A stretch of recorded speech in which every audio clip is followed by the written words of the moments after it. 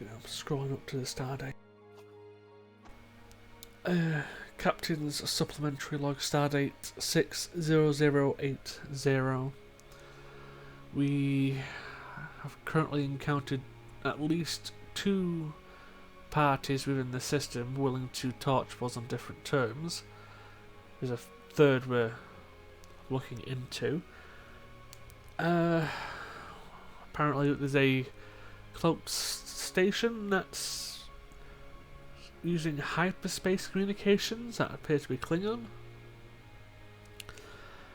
And some sort of psionic being is affecting people on board the ship as we're scanning the Pacific Ocean on this alternate Earth. Hopefully, well, people have been taking injuries from this, so I'm about to attempt it myself. Hopefully my head doesn't explode and I can either talk to it or other people, cause a problem. But for now, fingers crossed. End log. This is a 4-threat game.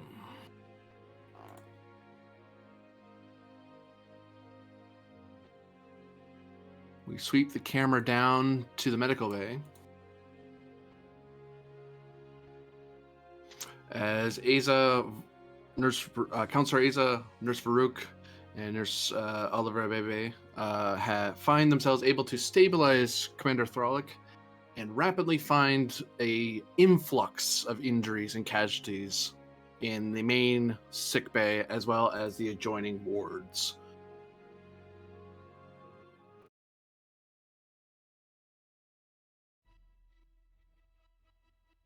You can hear commotion outside as the various other medical staff are trying to manage the people coming and going and trying to see who needs to get treated and so on. Commander Throlic seems to be stable, but is in great need of rest.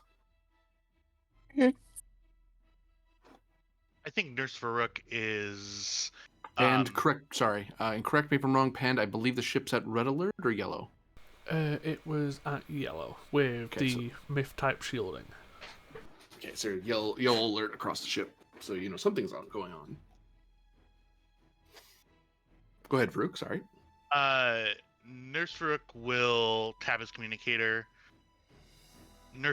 Head Nurse Farouk to all medical staff. Activate triage protocol.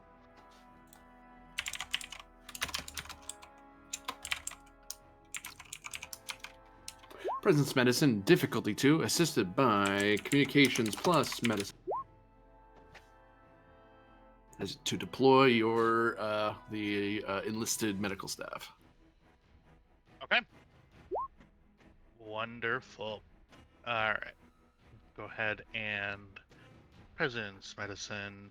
Emergency medicine as a focus. How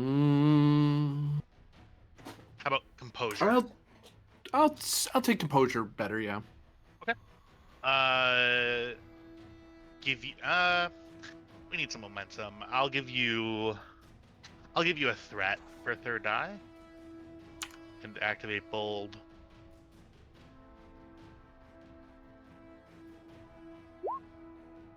Rerolling this with.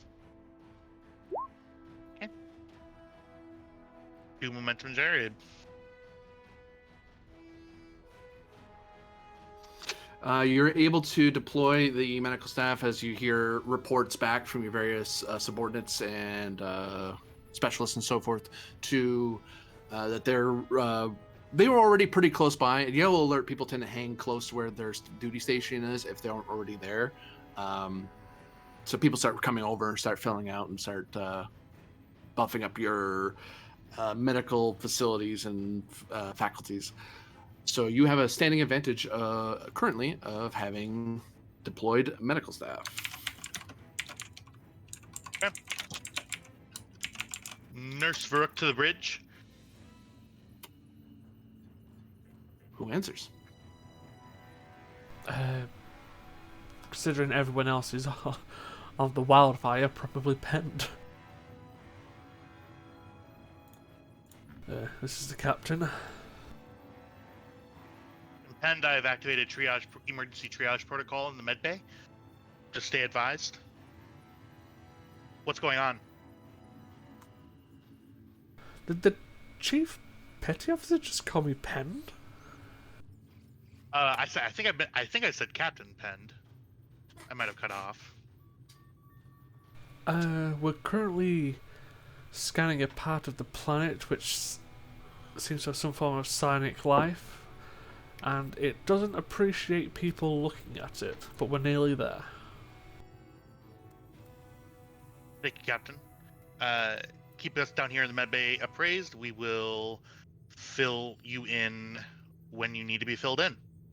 Well, it's possible I'll be down there in a few minutes, so have fun. And the com will end. Okay. Well. Hey,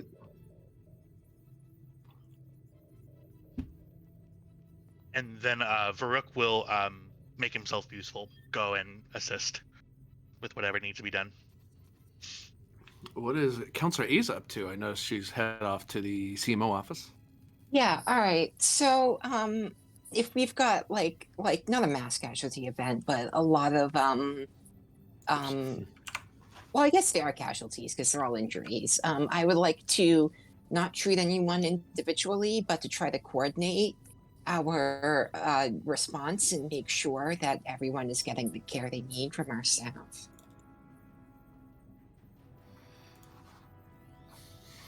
Control plus medicine difficulty of would be 2, brought down to 1, assisted by communications or computers, plus medicine.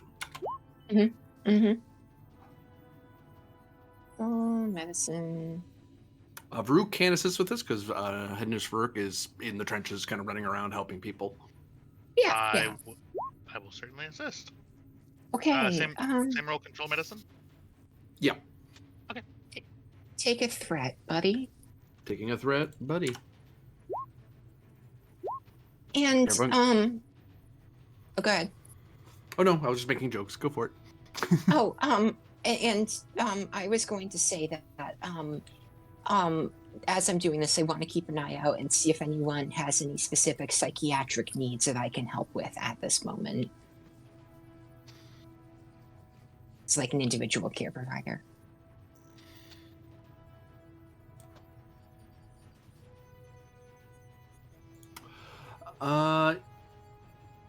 As you're able to direct your staff to take the influx of casualties rather well, and given that you have expanded medical facilities, you're not having to do the weird hot seat, hot bed sort of thing where you have to move people around or empty rooms. You already have several rooms around right now, so you actually have wards you can put people in, not just the exam rooms.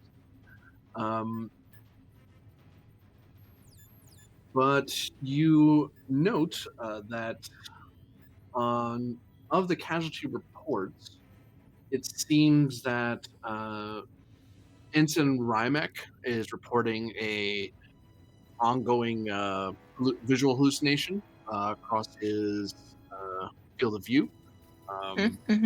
And no one else can really see it at the moment, so it's probably something on his spectrum of sight.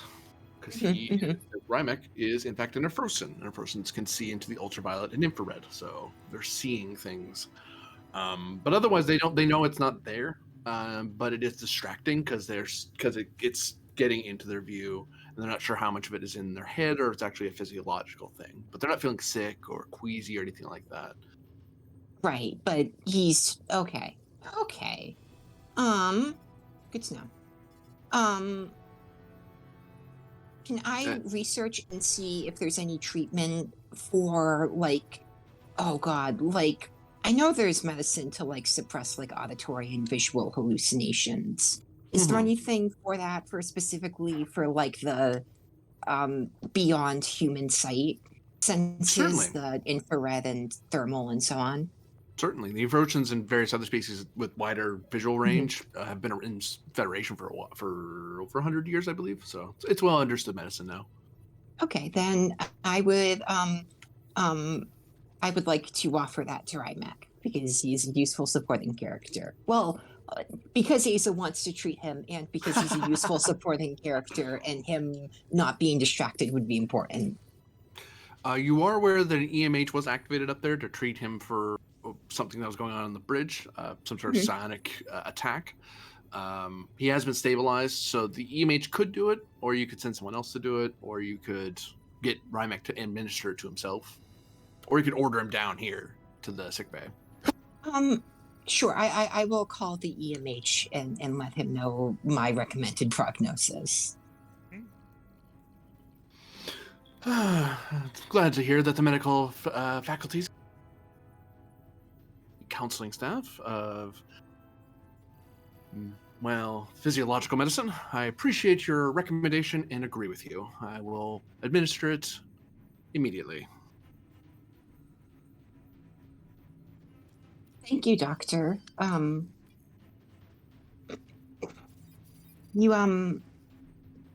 do that. Like Asa is like about to make a comment to him, but like thinks better of it. And I'll cut the comm.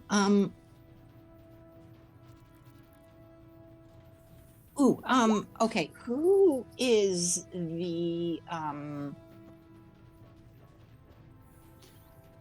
who I'm trying to figure out which one was the supporting character who had ESP senses? Of the support characters, P in your supports. The closest you used to have was the hyperspace cadet. Yes. He died, right? Oh no, he's back at Northern Station. Oh, okay. Well, I was going to see if he had any visions from this incident, but if not, then I'll just go back to monitoring our response, managing him. Up to the bridge we go. New scene.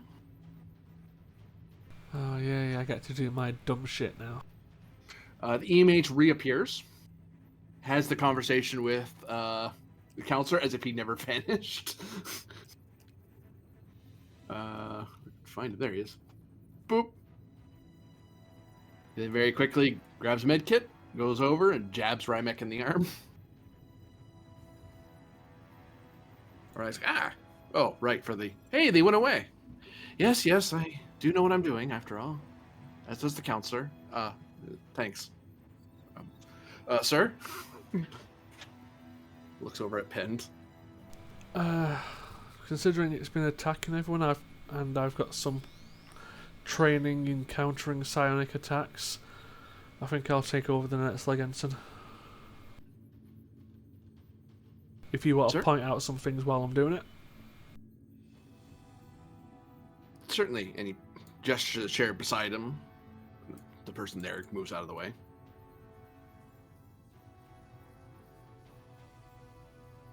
Yay, I get to pick a fight with a Cthulhu thing in the ocean.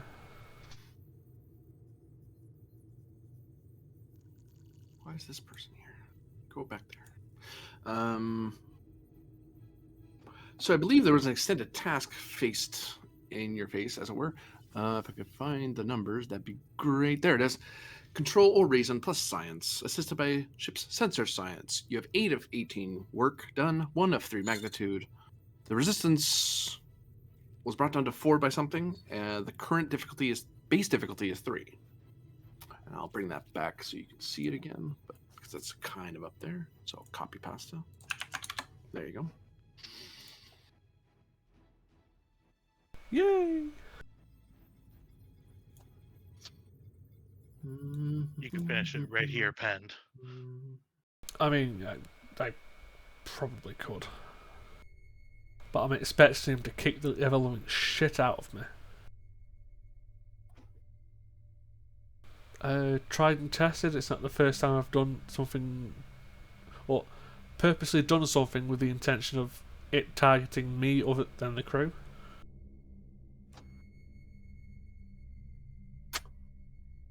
I would say so, yeah.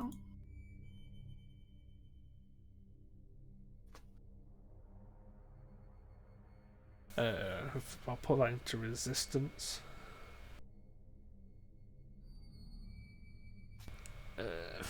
Tiger of Narendra. Would not help here, unfortunately. Probably commanding presence wouldn't help. No. Would you take Eldritch Punter? Well, Yes. yeah. And I'll put that into resist as well to bring the resist down to 2.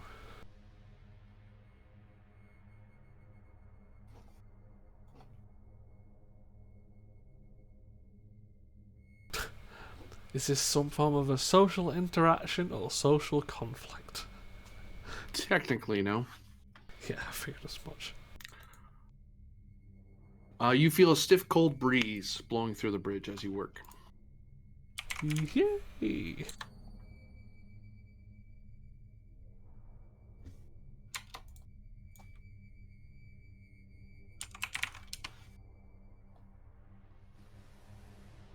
I'm just looking through some medals because probably a big one.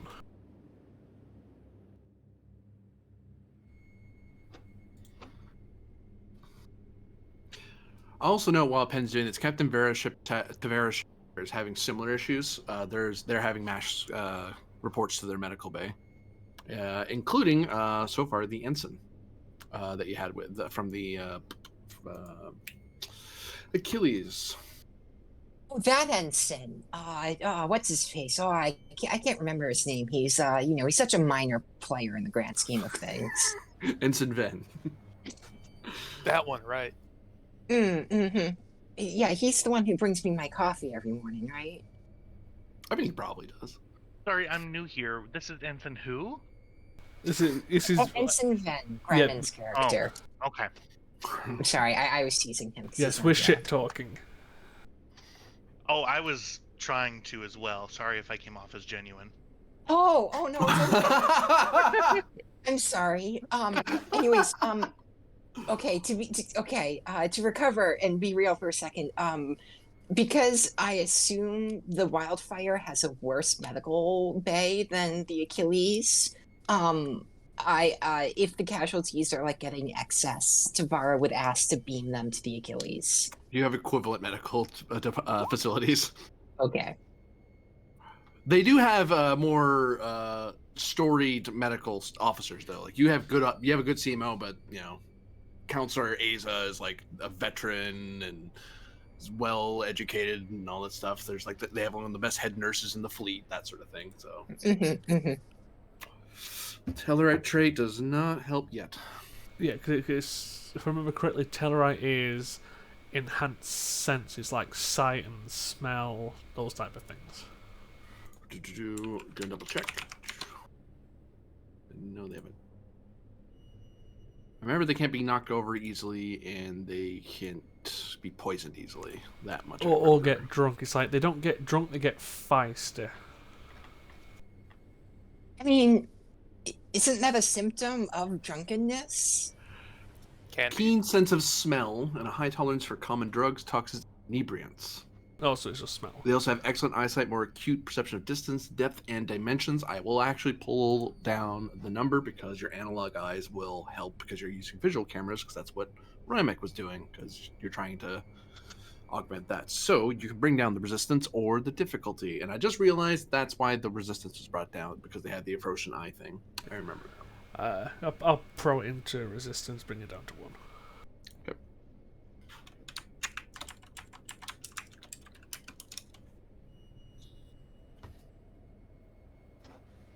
For now, I'm going to be a bitty little bitch and roll 6 challenge dice. Yep. Boop, boop, boop, boop. You get 5. Boop. I have a 1 in science, so Focuses and yeah. I can quote them, but I don't think it's going to come in handy. Mental prowess. Yeah. At this stage, yes. Yeah, it doesn't make much of a fucking difference. I pointed out.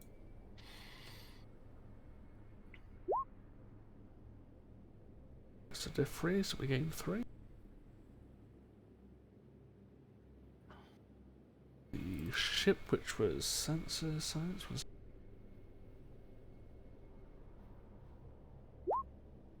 I think I asked Rymek to help, but he doesn't have to. Let's see if anyone wants to roll for Rymek, but that would put him in harm's way again. If he doesn't help, the resistance goes up by 1, because part of that resistance decrease was because he was involved.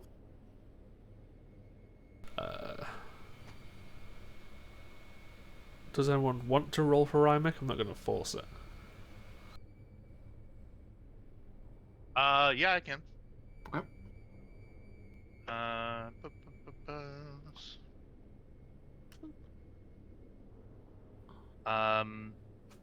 Sorry, it was control or reason science. Reason science it is. Sensor operations, probably. I would say so, yeah. That's still good. So yeah, that's we're up to 10 momentum, which includes flow, obviously. Okay. Captain Pend, with your illustrious science career of your academy, give me 3 challenge dice. I mean, I've got to be bad at something. I'm decent at damn near everything else. I've got to have a weakness. Oh, that's your one weakness. I got it. Okay. You can also just spend for more work, right? Yeah. You can, yeah. It's just pricey. Not pricey, but... So, 2 work being done so far. Okay, I'll spend my Medal of Honor to create 2 bonus momentum. So that puts me to 12. 4.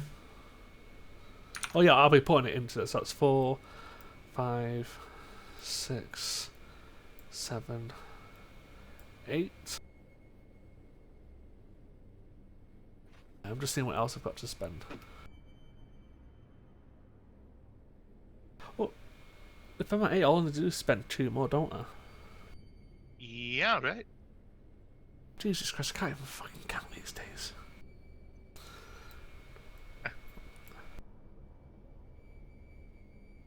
So you're filling the work track? Yeah. Okay. That does get you to 2 magnitude. And...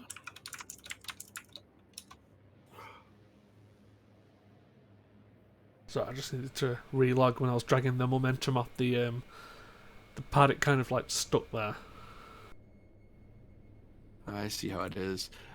And what you and Rymek are able to see... Pardon me, sorry. That came up out of nowhere. You scan the planet. You already had mapped the surface of the Pacific Ocean floor and compared it against Earth's, and were able to find that one underwater base, which was is of local strategic importance, but not mission critical to know. It isn't the thing that's doing this to you. But you scan some more, and into the subterranean tunnels, and then scan through those by moving through different spectrums of scanning, and then you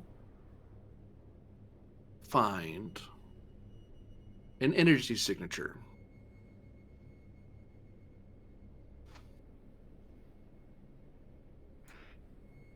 The computer is not sure what it's looking at. Its closest identifier is bio readings. Whatever that is, it is alive and big.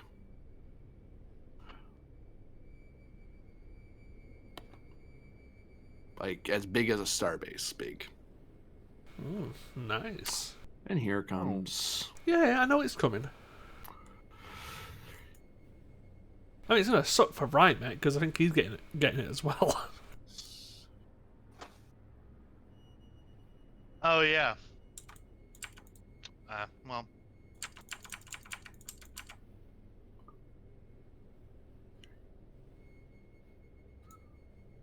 This is one of the few times he actually gets a chance to try and kill Penn, so I encourage it. Oh,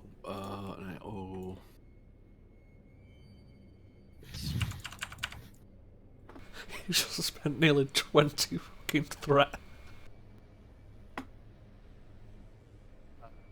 Well, I mean, you know where it is, so it wants to kill you to keep that secret. Oh yeah, 100%. Rerolling whiffs. This is probably like vicious, intense. 1, 2, 3, 4, 5, 6, 7, 8, 9, 10, 11. 11 with intense, so 1, 2, 3, 4, 5 to avoid. And it hits both Pend and Rymek. Yeah, I figured as much. Rymek, can you take 11? Seems like an inappropriate question. So that's... nope, that fills up the stress track.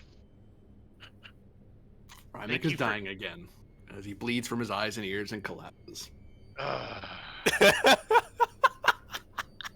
Unless you just spend a bunch to... Oh no, even then he'll non-lethal unconscious. He'll take one rather than one of the two. injury. Yeah, because right now he's at death's door. He is 5 minutes away from death. If you avoid injury, he'll just be non-lethal and he'll pop back at the end of the scene. Probably got just determination spent, couldn't it? Determination spent. You keep the injury. You're just trying to live through. You just keep acting through the injury. Ah, okay. I mean, I can swing it if you'd let it. I mean, his value as a scientist must be adaptable. He gotta be able to. I mean, he's gotta adapt to not being able to see anymore. Well, I will say, if it helps, if you wanted to spend the 4 and give him threat to do it that way, I can pretty much just cancel that out by me, Todd. Because 2 is the base plus 1 for each intense. Okay. Yeah, so if you want to do it the safer way, by all means. Well, I think me acting as Rymek right now, I think Rymek having this happen a second time would, I don't know, the way that I think is maybe he just runs to sickbay. I don't know. I don't know Rymek that well. Okay, you're the one at the controls. What do you want to do with him? He's about to hit the 4 bleeding. He might just manage to have a really nasty headache and clamber his way out of it. But this is intense pain. Yeah. So if I were to do that, I would then, if we're thinking combat timing, I would then be able to do a minor action to change position and just go to sickbay, right? No, because you're non-lethal. You are unable to move or do anything until the end of the scene. And by the end of the scene, if he has a non-lethal, he'll wash away all the stress and the non-lethal injury. All right. Well, I mean, we can just spend for it then. Yeah, okay, so You're it's spending 4 7, 4 and 3, yeah. 4 and 3. So Rymek is able, starts kind of, it looks at the doctor, and the doctor kind of seeing what he's trying to get at. He's already standing right there. He already jabs. He throws in his into his hypospray and jabs him, and Rymek just kind of collapses into the doctor's arms. He falls out of the chair, and he kind of is able to the doctor's able to keep him from hitting the ground hard. So Rymek just kind of the worst headache of his life, but he's not dead. However, Pend. Right. Yeah, Pend's fine. This isn't the worst thing you've done to me. So you can soak 11? I can soak a lot more than 11. How much more? I mean, if you want to go that route, like, this isn't me challenging you. If you want to go that route, I can take up to 15. I've got 2 half medals and an avoid. Does make you spend the medal. So if you want to go for it, 100% go for it. Oh, it's so expensive. 1, Can I ask 2, a question though? 3, I thought 4. so. 5 stress is an injury, and 2 injuries is a lethal. So how is 11 not a lethal injury for Pend? It'd be a non-lethal injury because it's at least 5. It doesn't turn lethal unless I get 2 injuries, and I'd have to do at least 5 and feel a stress in the same breath. Yeah. Because right now it's a non-lethal attack normally. It just so It's the happens same. that it does so much damage that it usually fills your stress track and kills you. It's the same way as an extended task. Like we can't, if we have to hit 5 to get a breakthrough, we and we hit 10, we don't get 2 breakthroughs just because we hit 10. Does that make sense? Okay, well, that makes sense. We're gonna Yeah. Our assume- health is like an extended task. It's You the are way to looking- think about that. Personalized intended. Pend is looking at a lethal injury as the what the hell am I being sent? Okay. Yes. You feel that strain just weigh on your head and start piercing through your defenses, and you can feel your nose starting to bleed. Yeah, so I'm guessing you pushed it up to 15. Yeah. One. Yeah. I Uh, spent 1 for 1 and pushed it yeah. up to the 15. It's expensive to do that, so that's why I hesitated. I was like, I can do that. I have the threat. Why not? Yeah, because you're also in a weird position that you don't have enough to like counter both of the half medals. Well, I've done as much damage as I can. Yeah, well, yeah. they have done as much damage as they can. They can't really. There's no overflowing it anymore now. Yeah, so I'm gonna spend a half medal and spend a medal to avoid. So that will look at 7 or 8.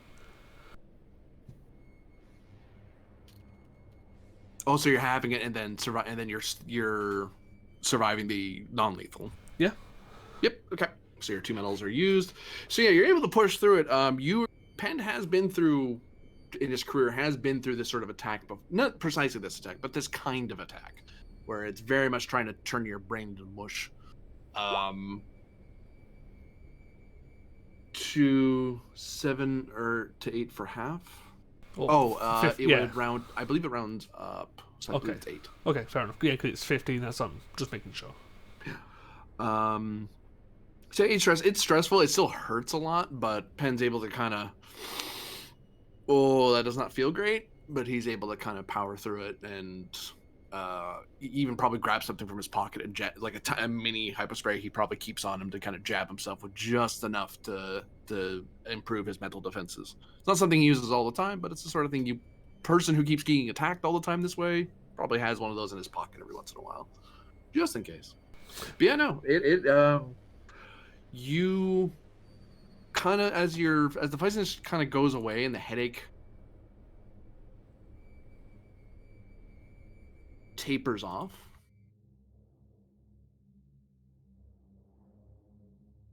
You have found the coordinates of what you're looking for. There's probably just that moment when the 15 points of stress kick in and Penn just leans back with his head nearly exploding, going, "Oh, the wheel's spinning, but the hamster's dead."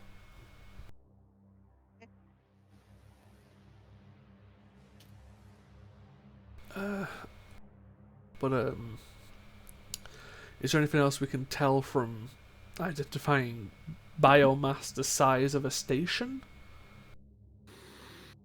What sort of question would you like to ask for? If you have no momentum.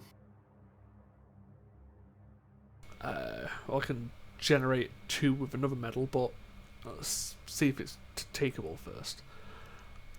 Does this life form match or come close to previous life forms scanned by the Federation, Klingons, or Romulans? That's a question you could ask, yeah. I can't remember what the medal's called. One moment. The joys of too many fucking medals. I'll spend a Medal of Honor. Gain 2 bonus. Spend 1 of it for the question.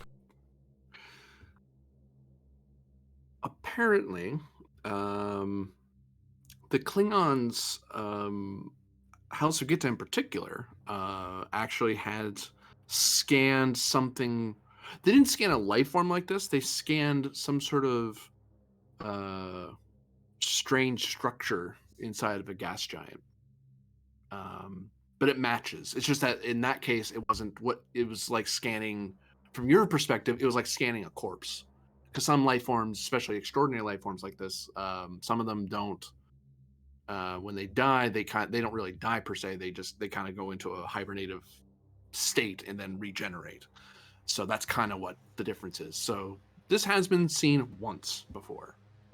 Not in this. It wasn't on Earth or anything like that. It was in some gas giant, further in the Shackleton. Okay. I think the other question I would. Oh no, sorry. That scan was not the current Hatsugita. This was like Yeah. 70 years ago or so. Yeah, it was during the where a Klingon, a Cardassian, and a Klingon ship, wasn't it? A Ferengi, a Klingon, and a Cardassian meet in a bar. Yeah. Sounds like a bad plot. I mean, joke. Hey. You know. The other question is this something? If I reached out to a psionic organization, they could possibly have more information? You don't have to spend momentum for that. They might know. If this is Sonic, they might know about it. Okay.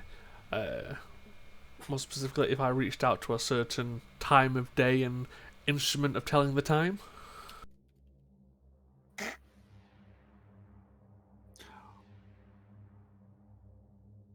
Oh, Yeah.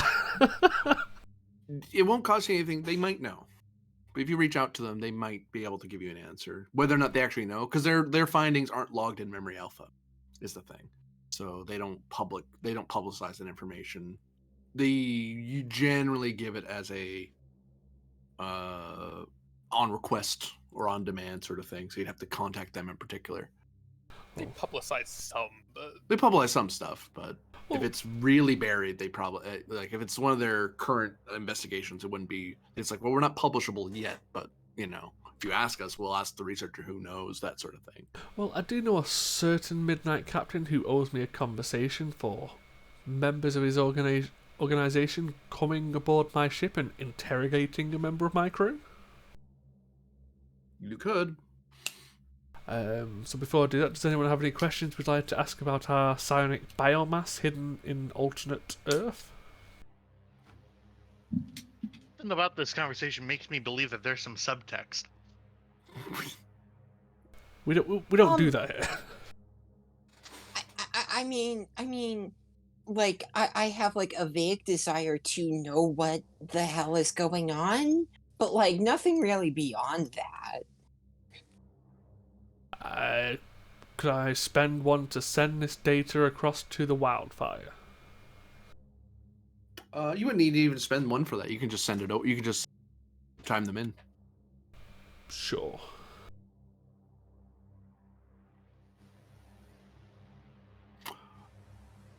So you just subspace it over to them? Yeah. Okay. But if no one's got any questions, just gonna have to let it go.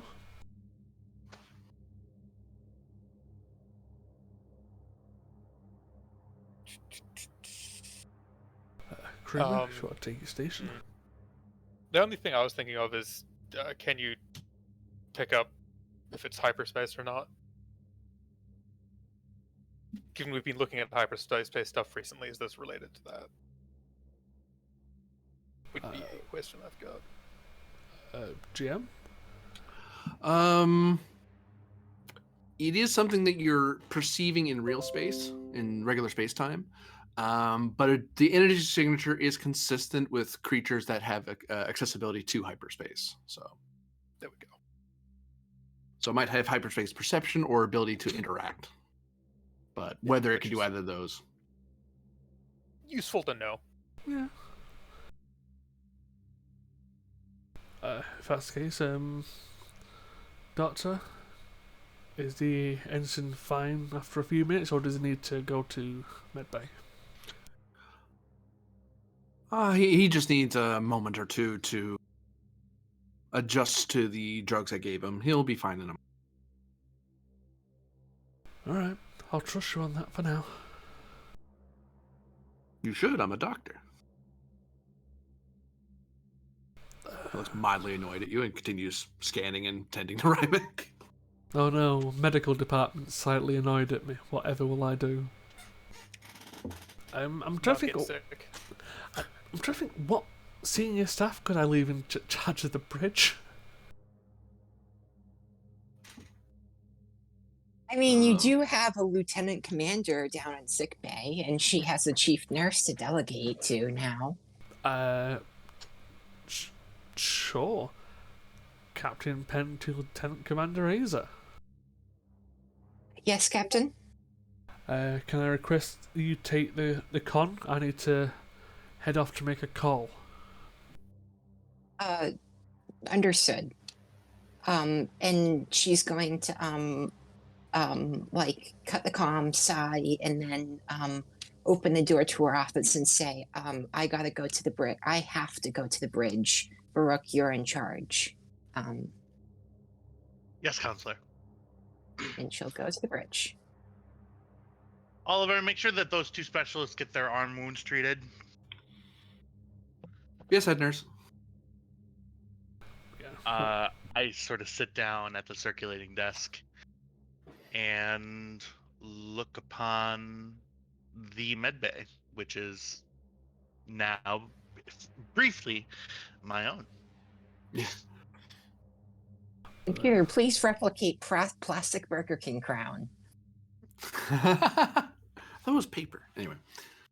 Yeah, once the Lieutenant Commander reaches the bridge, I'll head off the other side and head to my ready room. Because there's no way in hell I'm leaving the bridge to a cadet and an unconscious ensign.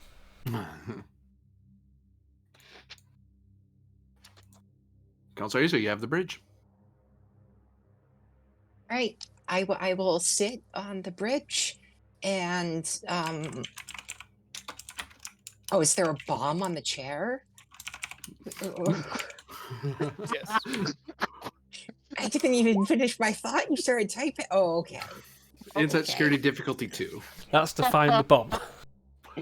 This As is you notice something's happening over at Tactical. They haven't called a report yet, but this is seeing if Asa kind of is able to get a feel for what's going on over there. a focus in empathy, maybe. I would take that. Yep. All right. Oh yeah. You only have 6 threats. So why don't you have 3 more? Certainly.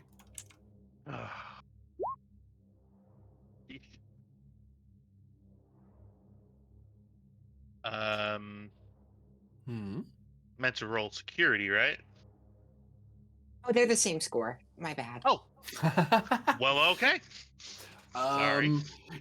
You notice at the tactical station, they look like they're acting like they may have seen something, but they're not sure yet, and there's that hesitation of is there something we should report? Soraya seems to be rather, well, she's being polite to her superior officers to not talk over them, but she thinks they should report this, and they're like, no, we don't know what this is yet.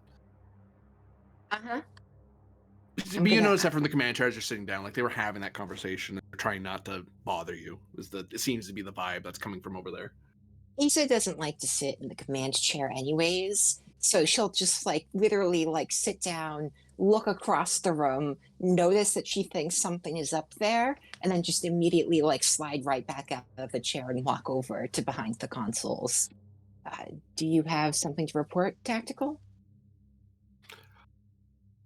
Some of the tactical officers try to explain to you what the scans are. Now, there's 2 ways you can resolve this information to make it intelligible and not just tactical technobabble that Asa just glazes over. It can either be a reason plus security difficulty 2 for you to understand what they're talking about, or Cadet Sarai can do present security to try to explain what the hell they're talking, to translate it into medical language, regular person language, not tactical technobabble.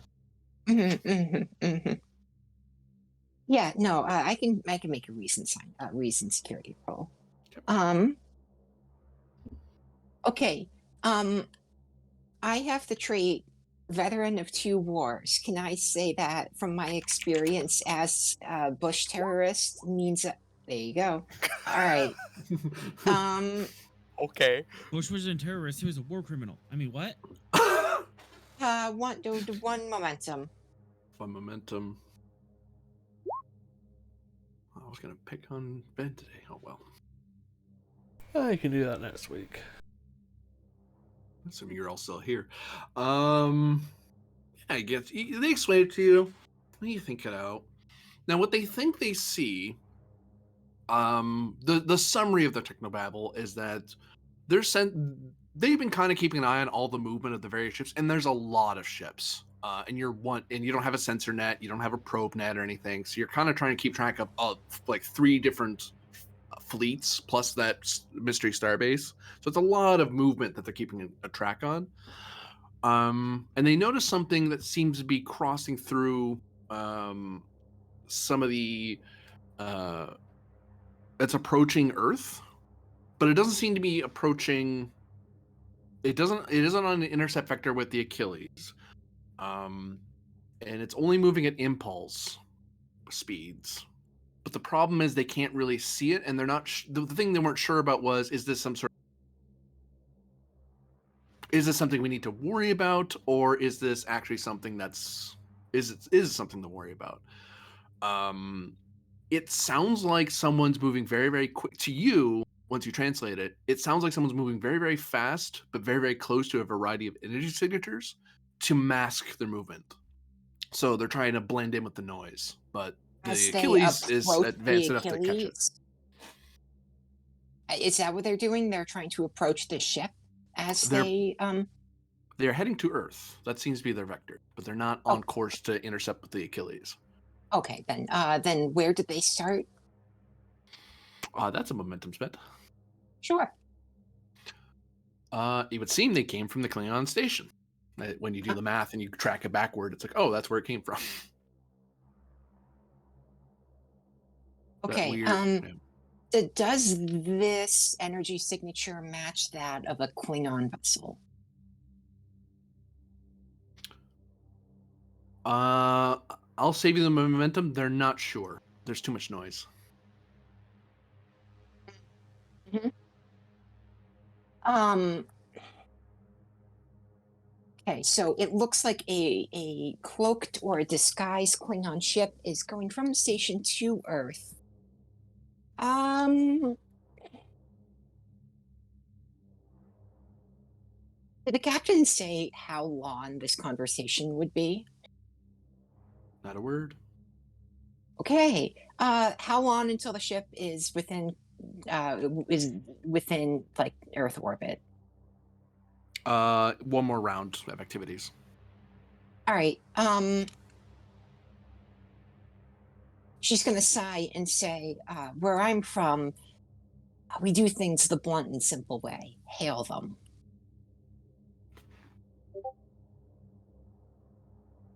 Hailing. Klingon ship. This is the Starfleet vessel Achilles. This is a pre-warp planet that. Oh God. Okay. Klingon ship. This is the U.S.S. Achilles, Starfleet vessel. This is a pre-warp planet, and we request that you identify yourselves and your intention with the planet's people.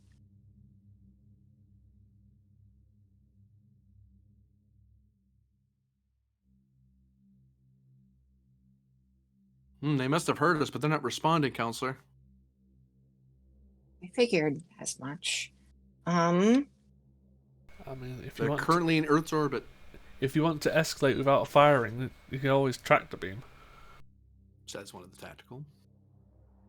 How big are we in comparison to them? For momentum, I can answer. Sure. Spend momentum. They are scale 2. And we are scale 4? Yeah. They're a small craft, right. Whatever that is. All right. Tractor beam them and pull them within 100 kilometers of us. I think we're 5. Yeah, we're 5. We might be 5. Yeah. Sorry, I forget that you guys are bigger than I'm used to. I keep thinking you're 4. I don't know why. Pull them within 1,000 meters of us. 100 kilometers is a pretty big distance. 10,000 miles. Well, actually, given the scales we're working with here, that actually isn't. Anyway, but you're right. You don't want them nestled up to you, but you are stopping them dead in their tracks. We're attempting to do that. That sounds like a tactical roll of some variety, which I haven't done tractor beam rolls in forever. So control security. Structure. Yeah, it's control security because you're shooting a thing. Yep, control security difficulty 2 really. Yeah, and it's structure security. All right. Does someone For want you. to take command of Cadet Sarai? I'm dead on the floor. Awful. Yeah. Isn't he supposed to have been recovered? Isn't that what the EMH said? It's not on you seen yet. Oh, okay. Yeah, who do I need to pick up? He's not dead Sarah. yet. Tractor beam. Off the main deflector dish. Sorry. No, that's a graviton beam. Ah, my mistake. Sorry. I think it takes a power as well, doesn't it? It takes at least one power. 1 power. Can you pump that to get it more difficult? No. To more difficult, you could if you wanted to. I don't know why. If you've got a talent, No, make it more difficult to break away. No, that's a talent. yeah, that is a Okay. specific talent. Yeah, I didn't know if that Ship was a talent, I believe. general or... Yes, it is a ship talent. High powered Okay, tractor beam. Diff 1 on control security. Diff 2 control security. Okay. I don't have talents. Shipboard tactical systems. Yeah, As focus. you certainly can.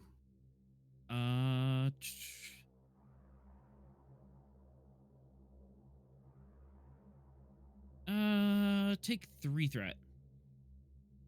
3 threat eye. Trying to get some momentum here.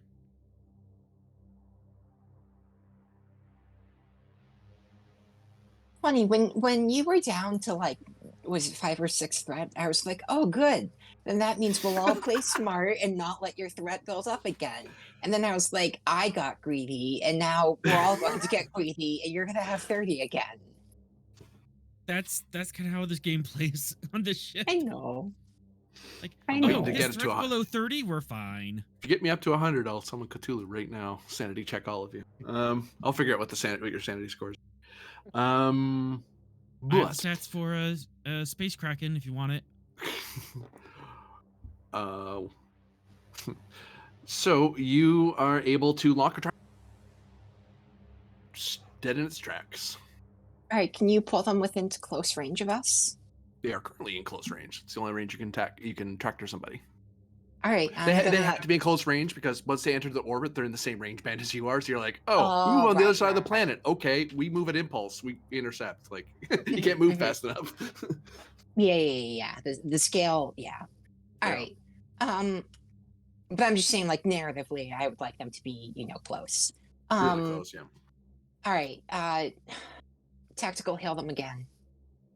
And we cut down to the ready room, new scene. If I could find it, that would be great. It's the one with the blue floor. Boop, boop, boop, boop. That hilariously doesn't help. Boop. Captain Penn, you're in your ready room. I certainly am. I would like to reach out to a certain Midnight Captain to have a conversation. Control plus engineering. Difficulty of 3, assisted by comms plus engineering, because you're trying to contact someone and you're not in the Federation grid at the moment. You're in the Shackleton. Oh, sorry, I lied to you. It's not difficulty 3. It is difficulty 6. Oh no, it brought down by 1 because of the probe. I forgot because you have a probe sitting in there, so it can kind of help. It's only diff 5.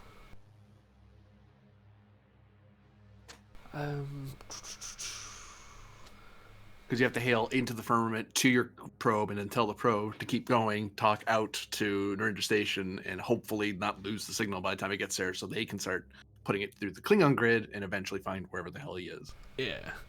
I don't think I have any traits, but I'll try for Tiger of Narendra and Commanding Presence. Tiger Narendra helps. Awesome. So diff 4. Less to do with the technical part of it, but more that even if they get a smidgen that it's you, it's likely he'll respond.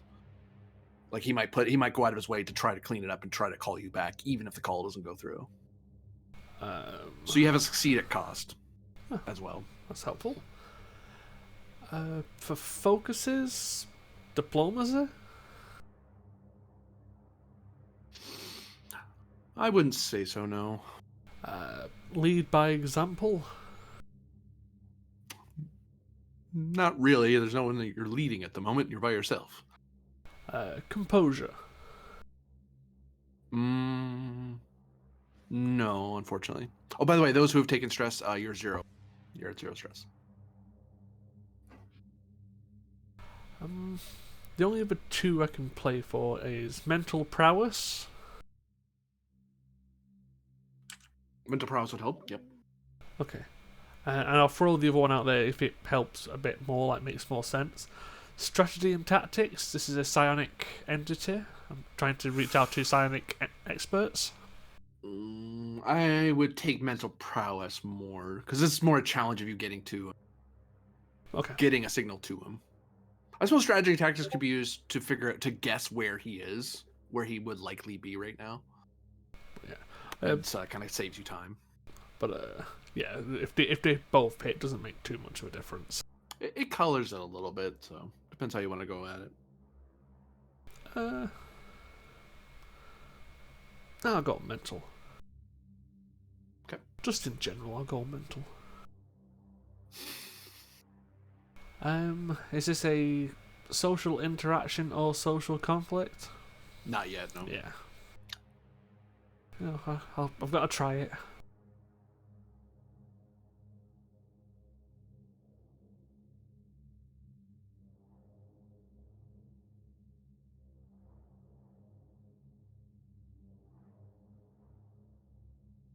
I'm just looking over the directives.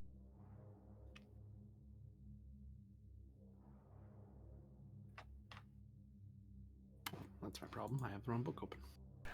Directive 3, reconnoiter the area for possible threats to the Federation and the Klingon Empire. I follow you, yep.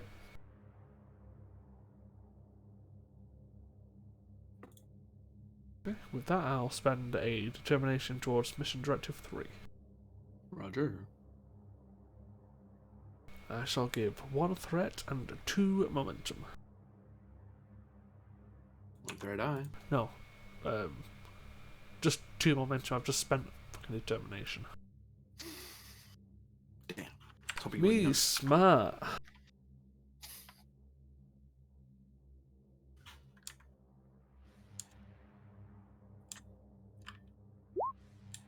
Yeah, that's 4.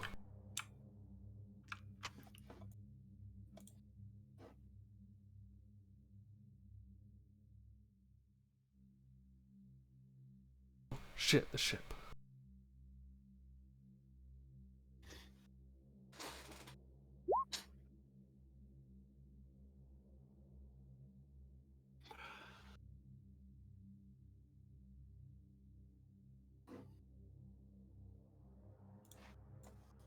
You hail, and you find yourself finding it difficult.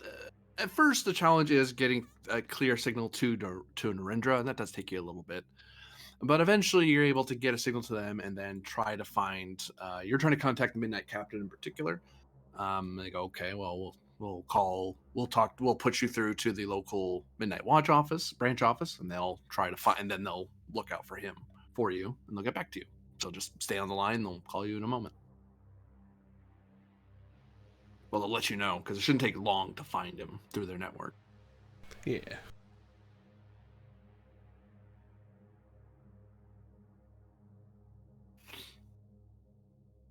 Just playing some background music. Do do do do do do do do do.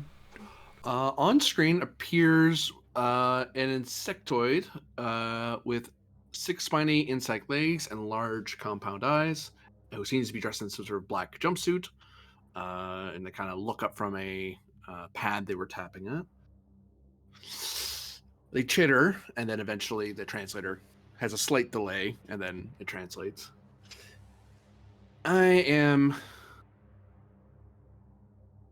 Special Agent Begathi. Unfortunately, the captain is not available, but I am briefed on your particular theater of investigation. How can I help you, Captain Penn of the U.S.S. Achilles?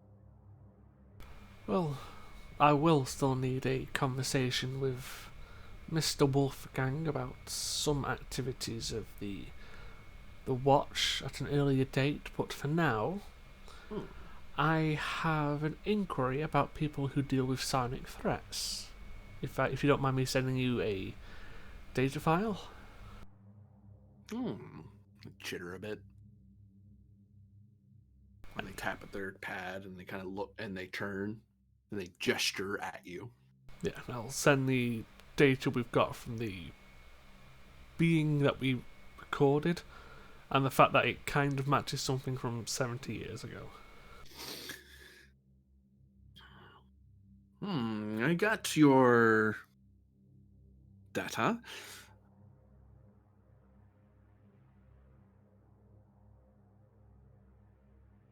What is it you're hoping we know? Well, the person aboard my ship who's more psionically active kept saying that she was feeling dread from this being, and as we were trying to locate it, it had a habit of silently attacking people, including myself. But I'm persistent, unfortunately. It is my recommendation that you allow another special agent in your area to assess the threat level of the psionic threat that you've encountered, and they can better evaluate precisely the method of interaction, or if the area should be quarantined. But because according to these coordinates and these not these coordinates, these scans, this does seem to be a rather large size or gargantuan sized psionic entity of some variety, which if you interact with it in such a way that is too direct, you may, or make physical contact, it's entirely possible that your crew and ship may suffer greatly. Yeah, we've come across that. I've even got the myth-type psionic shielding active, and it still manages to retaliate. That would imply that it is some sort. It is some sort of. You have sensors, and this has sensors, but its sensors are its mind, and it can sense that you're trying to sense it. Intention follows cause. Yes? I understand, yes. Jitters. Nods approvingly, maybe? Or maybe they just have a crick in the neck, who knows? It was more of a case of if this was something your organisation knew more of, or could give us more of a information, considering that we're going to be speaking with the residents of the system. But if your recommendation is to halt further communication with this being until special agents can turn up, like, I can follow that, but again, it's the size of a, or relative size of a space station hiding underneath it, an alternate version of Earth. Earth. Tap, tap, tap, tap, tap, tap, tap. Oh, planet. Solar system, Earth. Third. Oh, yes, yes. Oh. You haven't. Oh, okay. So you understand why I was trying A bit to be confused. A bit more, yes. Yes. Well, unfortunately, the nearest ship that we have that can get to you is about 2 days away. So I can send a message off and they can try to get to you. I would not recommend interacting with it any further. Because from what I can see here, it is, if it is piercing through your sonic shielding, your myth shielding, then any attempt to perceive or continue perception with it will draw its attention. I will say that if you feel sort of attack, it's not so much that it's lashing out per se, it is attempting to gaze back. And unfortunately, individual mindsets do not respond well to macro hive sonic clusters, which tend to overwhelm and do very bad things to you. Well, luckily it's not the first type of being that's tried to blow up my brain, so... Chitters. Very well, I will inform the second vessel I have with me to also not interact with the being. But just be advised that if situation changes, I don't know how that will affect your agents en route. Shall I send for them, Captain Pend? Certainly, just inform them that this system they're in, even though it is a Sol-like system, and it is humans, it's a fractured system with varying levels of technology, so if they can remain as hidden as possible, that'll probably aid them. I will pass along the message. If anything should change, you expect a communique from a ship following this channel, I believe. Yes, this is the correct channel to call you back on. It is, yes. Okay, very good. Very interesting, very interesting. I wish I was there. Sorry, I'm not. Oh, and please do remind Mr. Wartburg that a conversation is incoming. Ooh, I can set up a appointment with you if you know when you'll be out. Cause he's in the middle of an important matter at the moment. But he could meet up later if you know when you'll be free. We should be out of this system within the next couple of days, hopefully. I can send a communique once we are back to you, and that should give you a better understanding to make an appointment.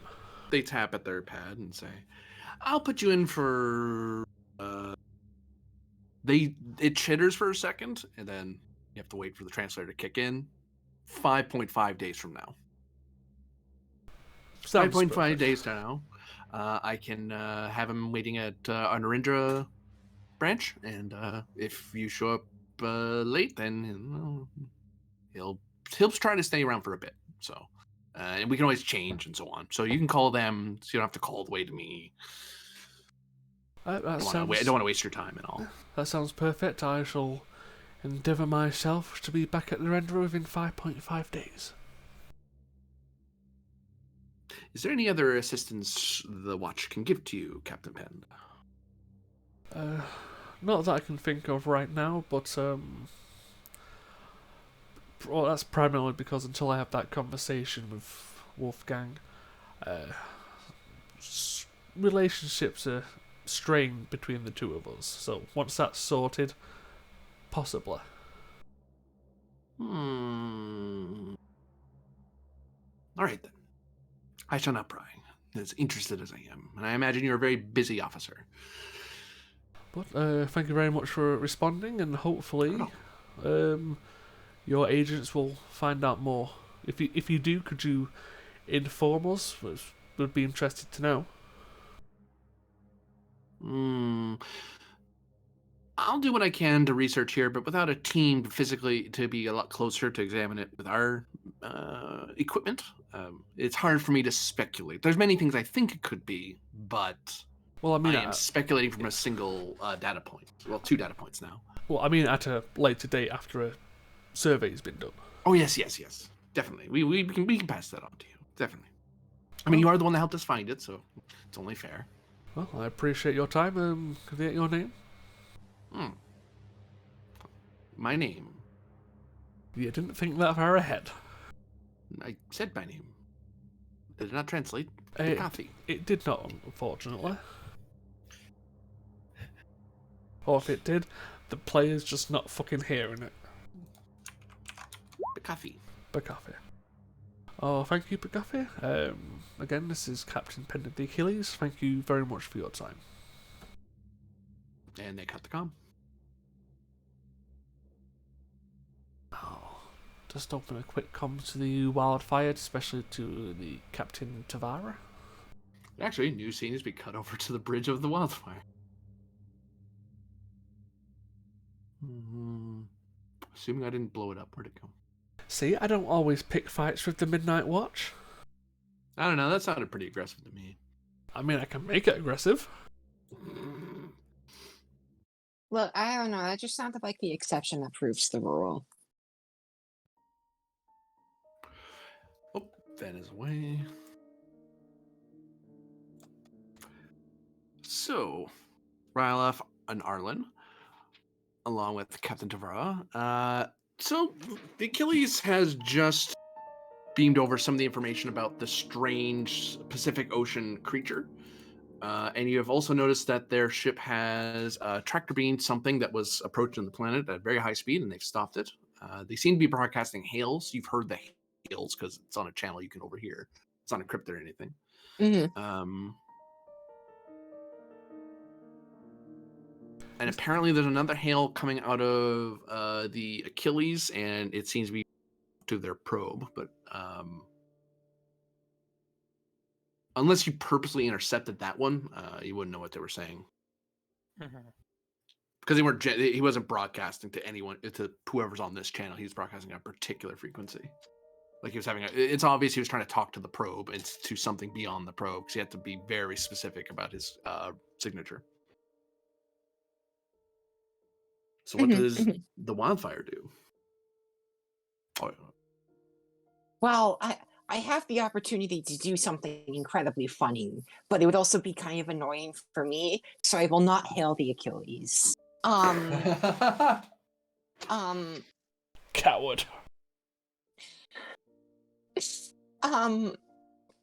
Oh God.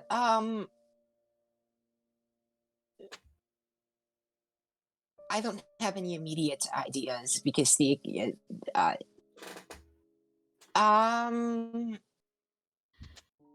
mean, if it helps, I think at the end of towards the end of the last session, I think we agreed that your ship, along with like Rylov and Island, like this group, would deal with the Mars Directorate. Yeah. All right, so yeah, we can go to that meeting then, or try to establish a meeting with them. Yes, you could. You very well could. That's what we'll do then. So you approach a massive starbase as best as they can build. It's very inefficient in its design, nowhere near as clean or as energy efficient as, say, a Federation starbase, let alone even a Klingon starbase. It's very sprawling to do basically the same thing that one of your deep space outposts could do. Like it's their tech only goes so far, but there is a ton of energy signatures everywhere moving around. You're scanned multiple. Well, you get radar pinged and lidar pinged. Like they're tracking your movements as you move closer.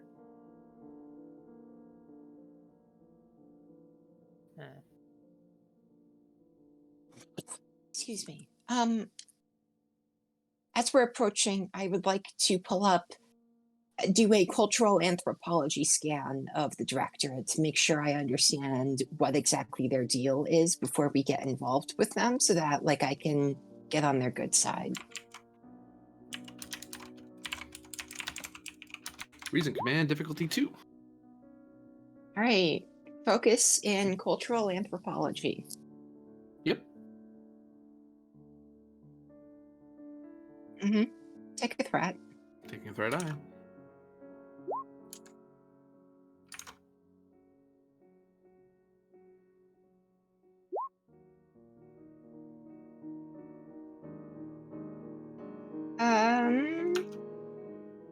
Oh no.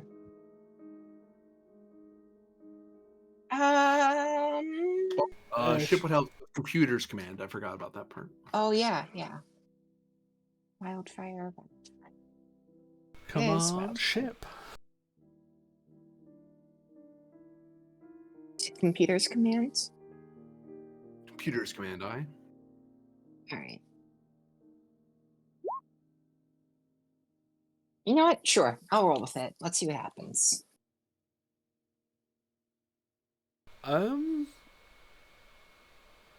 That's a comp Right on a here. 17. Oh, Yeah, I think that. Yeah. yeah. Sorry, the comp range was set to 4. My bad. So yeah, in that case, then the success at cost, I'll tell you, is that it is a very. You do know it's some sort of mix of. It's a communist type system mixed in with nobility, somehow mixing it with noble bloodlines. So certain Mhm, people's opinions are more equal than others. mhm, Something mhm. like that. It makes sense to them, but it's very complicated how that reasoning works. So, is it like my thought would be like, is it like North Korea if they just made the Kims like the official monarchy instead of only the pseudo monarchy? Probably. You're not Okay. entirely sure.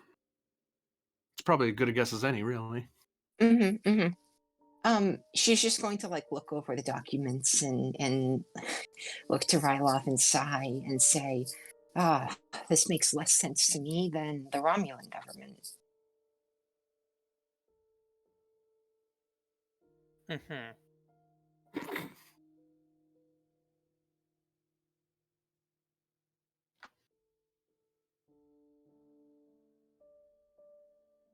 Well, unless you two have anything, I think we can get a move on.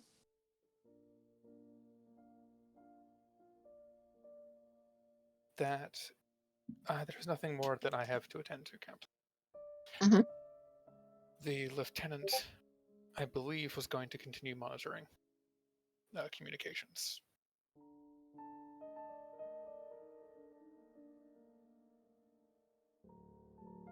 Is that what the lieutenant is doing? Arlen.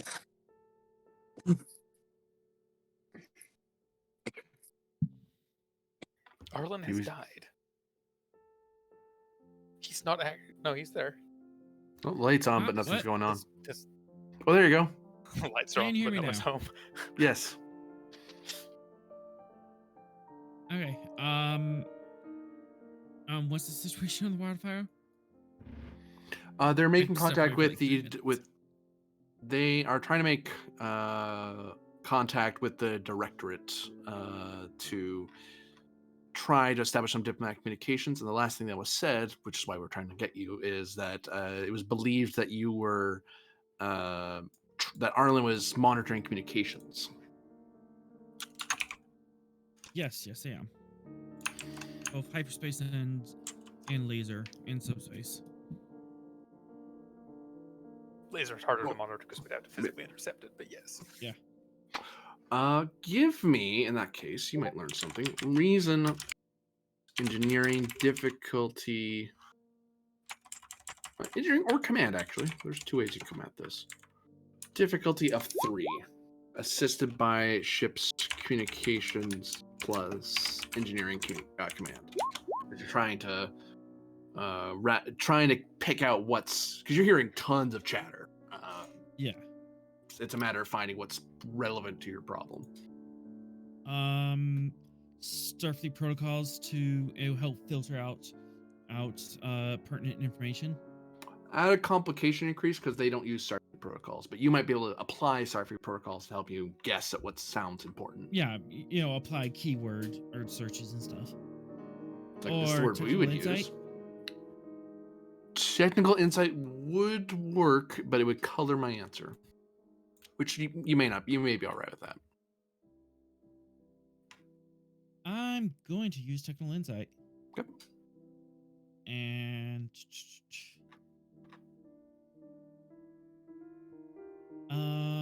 fast thinker or lateral thinker focus or traits. Lateral thinker will bring that to difficulty. Because you have to think about how they would do things, which may be very different from how Starfleet would do it, or even the Earth, or even Terrans would do it. And reckless. Can I recklessly listen? No, I wouldn't say so. Doesn't cut either way. All right. Ooh, no, one it does. single threat. Complication increase. I can think of how it works. Never mind. Okay. One single threat for that reroll. Okay. And bold. And this was with the technical insight focus, so. Captain Tavara.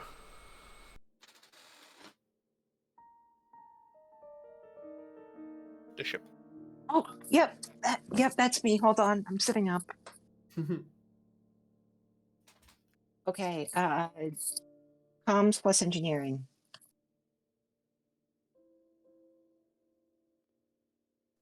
Comms plus engineering.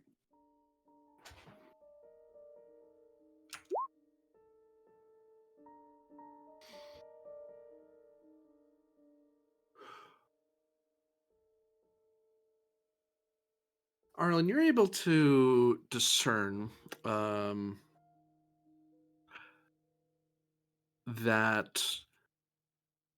the various peoples are very nervous about these alien ships. There's lots of speculation as to what the aliens want. What are they here for? For what purpose have they pierced the firmament?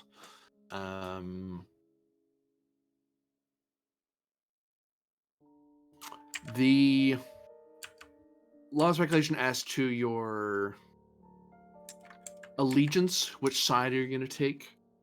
A lot of anger on Earth among the council, a lot of petitions to the Council of Rational Politics Society to levy sanctions against the murderers of Flight 224. They think that you guys paid some sort of bribe, but that gets squelched very quickly. Any idea that there's some sort of commercial venture between your ships and the council are cut off. Lots of pirate stations and stuff. There's a lot of puff and circumstance, if you will, pomp and circumstance rather, among those of the directorate. They seem to be. It seems that they're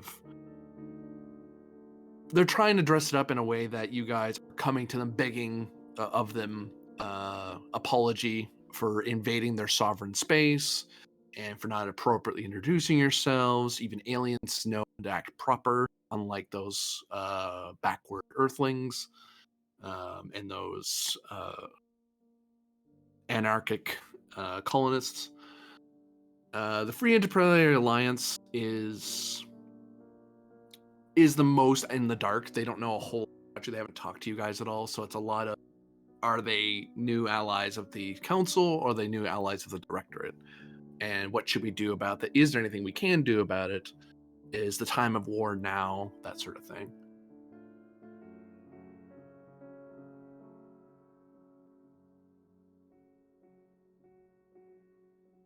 So a whole lot of hustle and bustle. No particular air faction is pulling ahead and controlling the narrative. They're controlling the narrative to their respective peoples, but not to each other. Not to each other, yeah. But there is one thing that's odd. You do notice there is one very discrete subspace frequency between the space station, the Klingon space station, and the life form in the Pacific.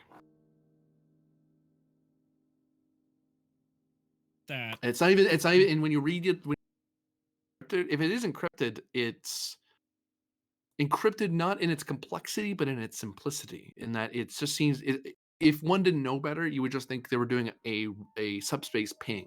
It's a thing that subspace stations do, like relay stations do to each other to check, hey, are you still there? Ping.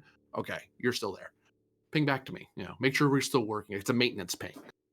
It's something you'd see normal in deep in Federation space, but Is this like a Scooby Doo style plot where Cthulhu is actually like an animatronic controlled by the Klingons to like manipulate the human society? I couldn't possibly comment.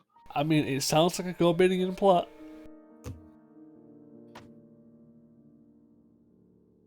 Oof? Question mark. Yeah, great. Uh-huh.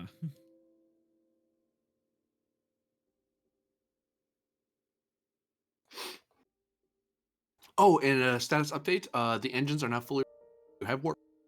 They finally figured out what the problem was.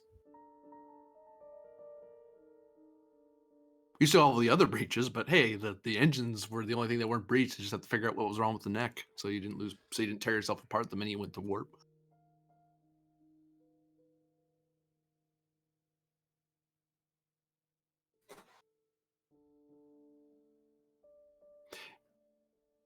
And it seems you are being lasered. And It's coming got- message. It's from the planet. Not from the Space planet, station. Station. Station. that's- From the directorate, to be specific. Sorry. So it's directorate Wait, station. wait. Klingon station. When you said there's a ping between the station and Cthulhu, did you mean the Klingon station or Yes. the Directorate Yes. station? The Okay, Klingon okay, station. Yeah. okay. Klingon station. One. Yeah. Lieutenant, please decode the message from the Directorate. I would like to attempt to decode that message from the Directorate, if I can. Message reads as follows. Lord Brennan Sayer of the Royal and Golden Callahan Directorate gives you leave to send a pilot boat to the station so you may enter diplomatic relations. The ship has a shuttle bay, right? Yep, I would. Okay. Lieutenant Rylov with me. Lieutenant Arlen, you have the bridge. Over your own XO. Oh, is my XO here? Oh, Yeah, he's your security Okay. guy. okay. Then he can have the bridge. I'm sorry. Just looks so devastated, like, oh. Yeah. Sorry. Rylov, you're with That's me. funny. We're going to the what do you call it? What do you call the place where you store boats? Ships. Shuttle bay. Shuttle bay. Yeah, we're going there. Yes, Captain. Do you have a pilot, or will I need to handle that? You can fly, can't you?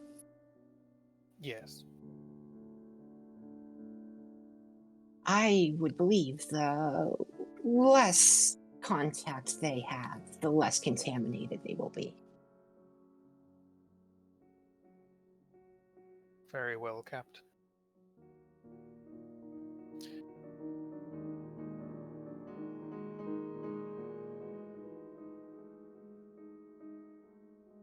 So you both disembark the bridge? Yes, and we're going to go to the shuttle bay and take a shuttle to the planet, to the station. I'm going to guess you're making us take a Type 7 or whatever the unarmed one is. That is the Type 7. Type 7, yep. Yeah, we'll do that.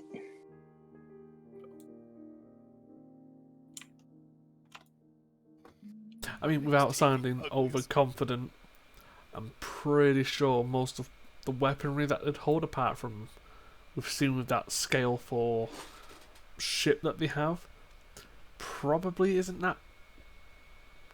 I understand dangerous. I understand it is a cultural condition of the Romulan nation to be paranoid, but should any trouble befall us, we can merely be instantly beamed away. I have no reason to fear these people. I believe nuclear detonations have a tendency to interfere with transporter beams. You detect radiation coming from that ship, Lieutenant?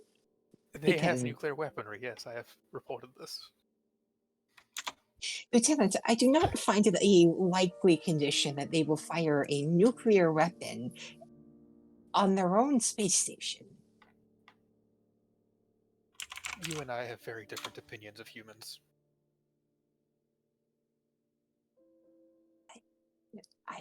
To that, I do not disagree. They are a rowdy, smelly, and childlike lot, but they would not do something that foolish. Well, Particularly not if they've had their culture influenced by Klingons for the last however many generations. No, never.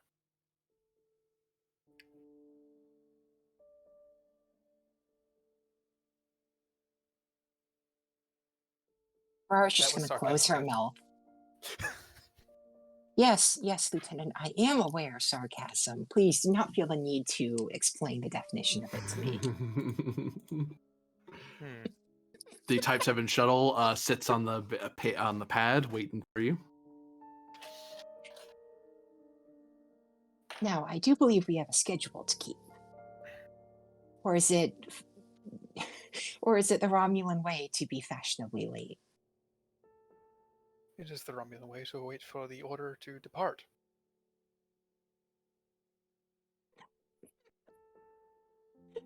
Please You can- depart. Sorry. He'll Without run the through shuttle, just depart. No. the pre-flight whatever. Please I get don't know off the my shuttle's name, ship. so Yes, no, just please depart, Lieutenant. So the two of you begin journeying over to the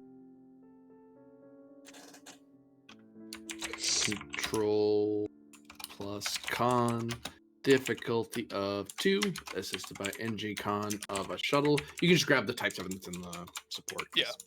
You don't have a special type of yeah. Type 7.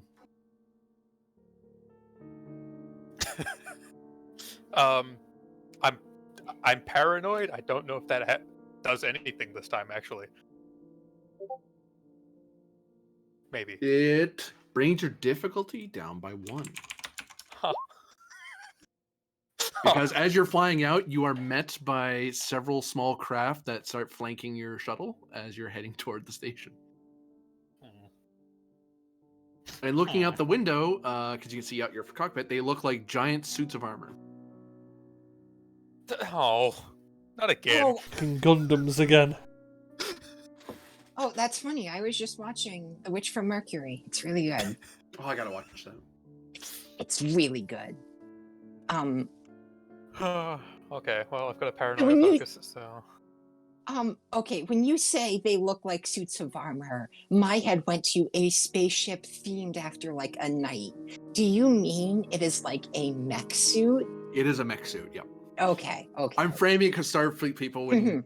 Yeah, wouldn't be okay, familiar with okay. those that I get much. what you mean. Okay. It's a suit of armor shaped small craft? Why would you build something like that? That's so inefficient. it's like, oh, well, you know, humans inefficient. I'll give you a momentum. I mean, they make frying pans out of their Take it ships, back, so, you but know, Romulans make proper ships. Even the Vulcans ought to build a ship properly. Yes, because it is so much more logical to theme your ships after birds instead of humanoids. Well, yeah, huh? Birds make sense. And who was it that gave us the name? Oh, right, Falcons. So your Type 7. Oh, did you roll for your? There you go. Yeah, you're able to We made fly two over. momentum. Yeah, you're actually able to fly over there. The part of the challenge was the fact that you have to do they laser you ever so often to let you know your flight instructions, because they don't have automated flight systems and they don't have tractor beams. So you have to do, as far as you're concerned, you're flying manual because there's nothing automated to talk to your computer. But you're able to do it. It's something. It's just tedious is the word. Not hard, but tedious. While that's happening, as you actually, I'll go one further. As you dock on the pad, you find yourself looking out the window as you come down to this big open flight deck aboard this station. You can see banners hanging off of the walls. You can see various well-dressed people in parade uniforms. You can hear loud drumming and horns. There's this big long carpet that stretched all the way to your ship, and there's like various soldiers kind of lining either side of the carpet as they continue to play your fanfare as you land.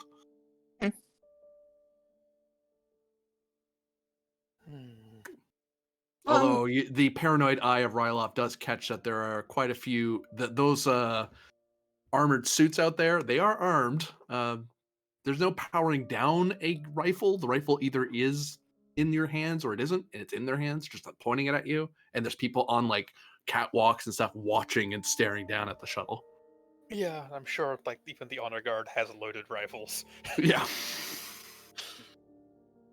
Yeah, just follow my lead. And she's going to step out of the ship and do the Vulcan salute. Bang, At sorry. who? Oh, jeez. She's going to do the Vulcan salute at whoever greets her. Rylop's gonna take the extra, 2 seconds it takes to ensure that the shuttle doors are locked down. Yep. It's a couple taps of your hand and it's done. Just like no. No.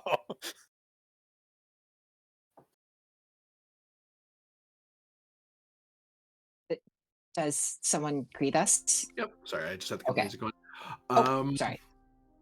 Okay. Someone with a big golden sash across their body and crushed velvet, green velvet jacket and pants, polished, gleaming white boots, sword at their hip, pistol on the other hip. Good day to you. Identify yourselves, please. I am Tavara, daughter of Sevlar, and I am a captain in the Starfleet of the United Federation of Planets. This is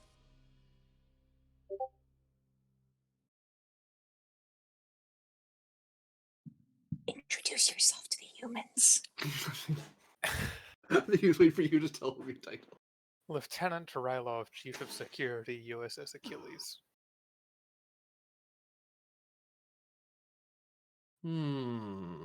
Very good. This way, please.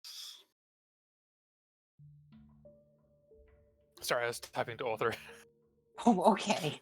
He was I could hear all of his computer sounds through his microphone.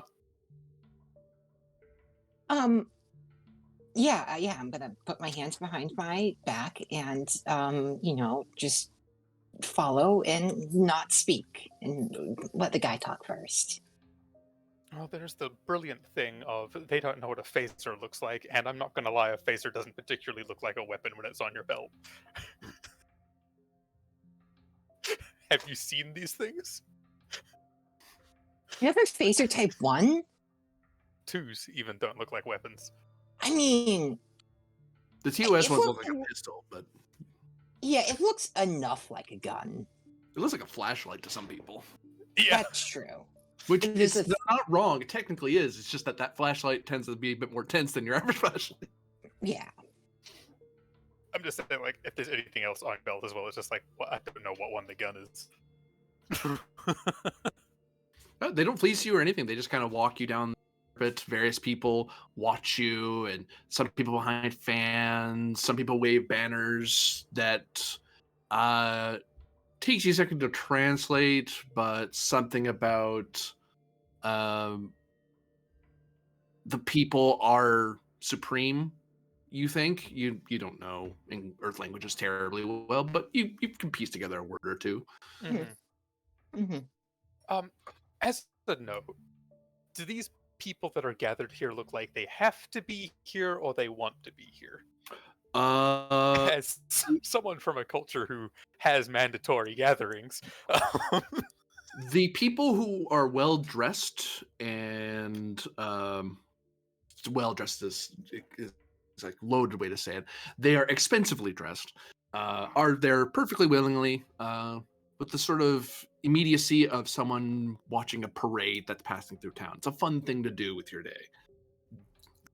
The bulk of the people behind the military line are there by demand. They seem they had that sort of Romulan state parade look of I have to be here by law. I don't get to not go to these.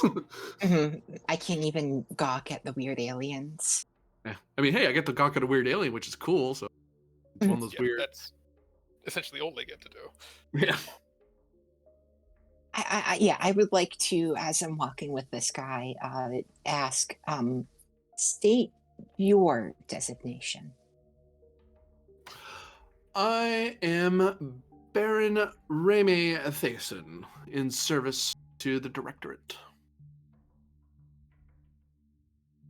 And the Seneschal to deliver you to the station commander and lord of the surrounding lands. Very well. Actually, Tavara's from Earth, isn't she? She sure is. She hears a distinct Euro accent to his Terran. Like the translator's catching it very easily. It's not even a trouble, but you catch the accent with your actual ears. Like, oh, okay, it sounds vaguely European. Precisely what you'd have to think about it a bit. Wait, they could understand us when we spoke? Oh, Yeah, that's how the universal translator works. It's always worked. Not always. No. Yeah, if the language is divided enough, there'd be a lag. But they see if you can understand them, fine. Understand you. Though it does sound, you do sound a little weird to them, but do we know what language they are speaking? that would be insight plus command or science, difficulty of 1, because it's Earth languages. It's not that hard to know especially for Starfleet officers. All right. We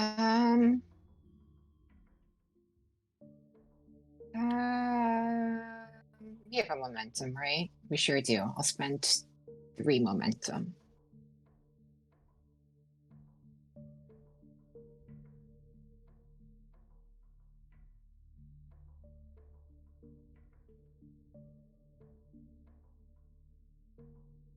Oh, you nailed it.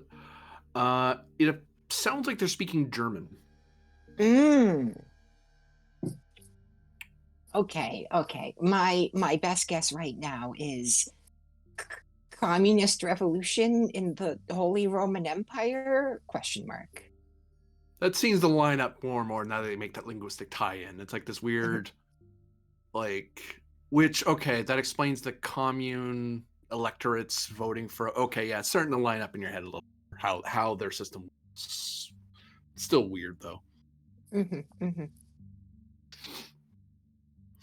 And eventually they walk you into a rather large, much smaller compared to the carpeting. You're led through the station, but there's guards lining all the walls, separating you, partly to protect you from the people on the station, but also to keep you from not deviating. You don't get to wander because there's a lot of armed guards hanging about watching your every move.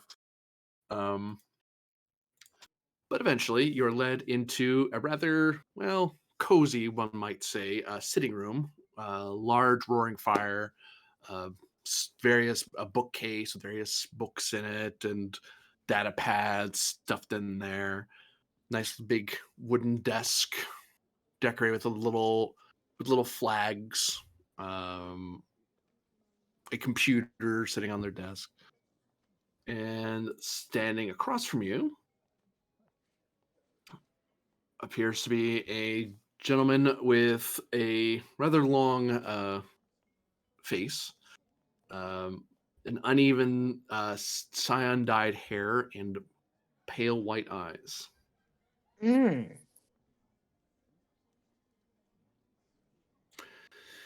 You may now go, Baron. I can handle all of pointy-eared aliens. Thank you. But I was thinking is not a requirement of your position, Seneschal. Think elsewhere, please. Goodbye. My lord, Captain, Lieutenant.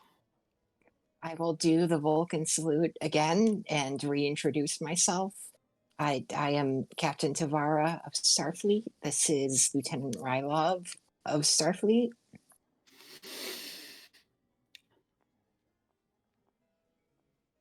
A pleasure. He nods his head just a tiny fraction. I believe that you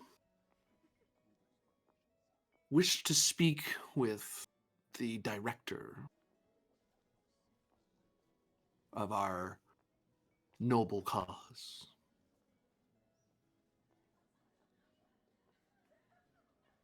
The question I have, my query,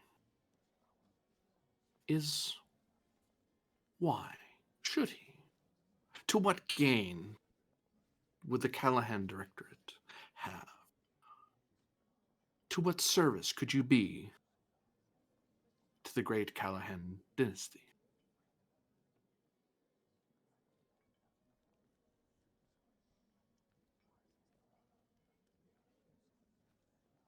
I Raised eyebrow. yeah yeah yeah I definitely she's got a raised eyebrow too. This is not at all what she was expecting, and she's going to clear her throat and say, I believe you are moving steps faster than we are. We are here on a mission to clean up our mistakes and to resolve some ongoing problems we've had in the system. Uh, maybe in the Yes, future. your butchering of those dirty Terrans. Oh, good stuff, that. We're thinking of making a film about it, actually. Getting lookalikes can be difficult, but we will manage.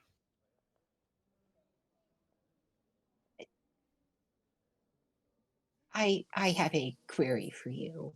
Define what you mean when you describe the accident as good stuff. Accident? Oh, sorry, you must have your betters to report to, of course. I didn't mean to imply that you acted past your vessel. That would be most untoward to your Federation, I believe it was. Yes. Starfleet? Yes. How was it good? I believe is your question, your query, yes?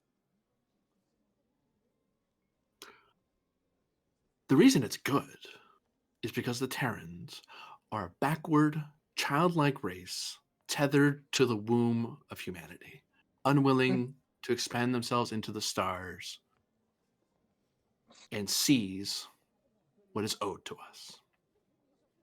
And what exactly do you believe is owed to you? The very stars, Captain.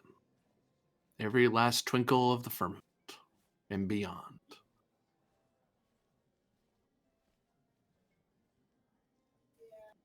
For all must be united in the noble cause of united peoples in supreme intellect and understanding.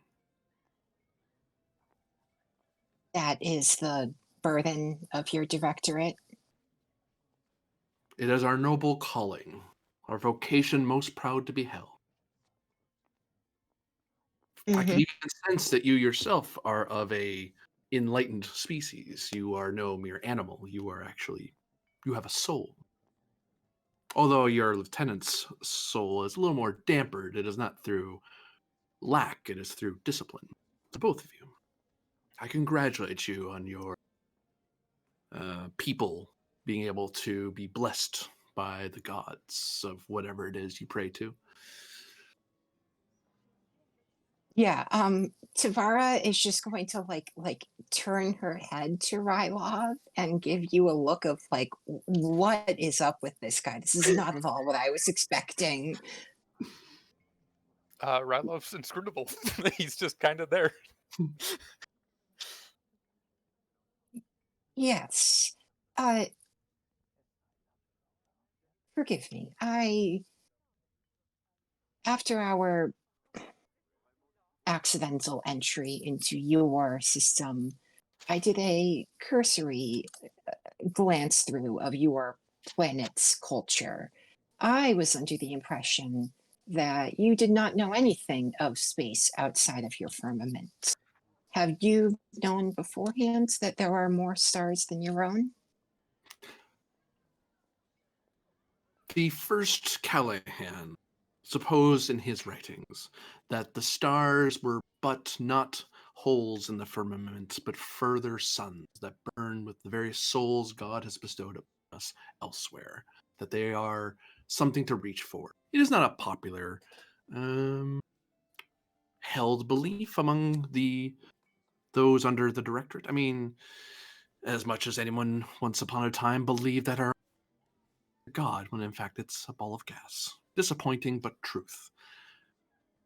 In the reverse, sometimes the extraordinary is in fact far more true than the unintellectual masses may believe. But that is why the directorate and the subdirectors are able to advise them through our committees. To answer your question, commonly no, but to those of us, it was held most true as anything else. So our arrival here was not a surprise. It was quite a surprise. I mean, well, I'm going ahead of myself. I shall not speak for the director, only my mere presence is to ensure that you're willing to submit yourselves into our custody so you may be shown to the director. Without your ray guns, of course, and hip scanners. What is the extent of the submitting to your custody that you require? You, upon my honor, will travel unarmed and out of contact with your ship until such time that you meet with the director and are given leave to leave audience. You will not be free to move as you wish, for you are not of the directorate, and you may very possibly be an enemy military. I don't sense that off of you. You seem rather peaceable sorts, but it is our responsibility to our people to ensure that they are not in danger of you and your advanced alien technology. If you do not like this arrangement, I'm afraid that choice has been made for you. For you are here, after all. Yeah, you see, you know, artifact of her Earth upbringing, for a fraction of a second, Tavara breaks into a nervous smile and closes it. Excuse me, you started this conversation by asking us what we could do to your people. And now you tell us that whatever we can do does not matter, and you simply desire to imprison us. I wish for you, military officers, to not easily be swayed by the childlike and the anarchists. I have my people to look for, those who look to the wisdom of the directorate. And if I were to allow you to consort with lessers, then I would be failing at my job. You won't be left to leave upon the director's insistence, and in fact, if I am required to hold you here, a committee of internal security will hold a special emergency session to decide whether or not you should be released. I am merely doing my duty, Captain, as much as you and your lieutenant would, for your peoples, whatever they may be. My duty prevents me from permitting the captain to be held in a manner that puts her out of contact with her ship. Give me presence command difficulty 2. Yay. You're not even lying. That you're right. Your captain's not supposed to be out of contact with their ship. It's against Starfleet no, procedure. That's 100% my duty. It's like, yeah, no. Unless the captain's cool with this, I'm not cool with this. I mean, That's also paranoid, basically. I'm making the statement before the captain can say otherwise, because no, you're not getting out of contact with your ship. I mean, I am preventing you from doing something dumb. it's kind of as if I wanted Ryloff to go with this captain just to make sure shit like this won't happen. um, I'm going to say trait of Romulan just because this is not actually too far off of other things.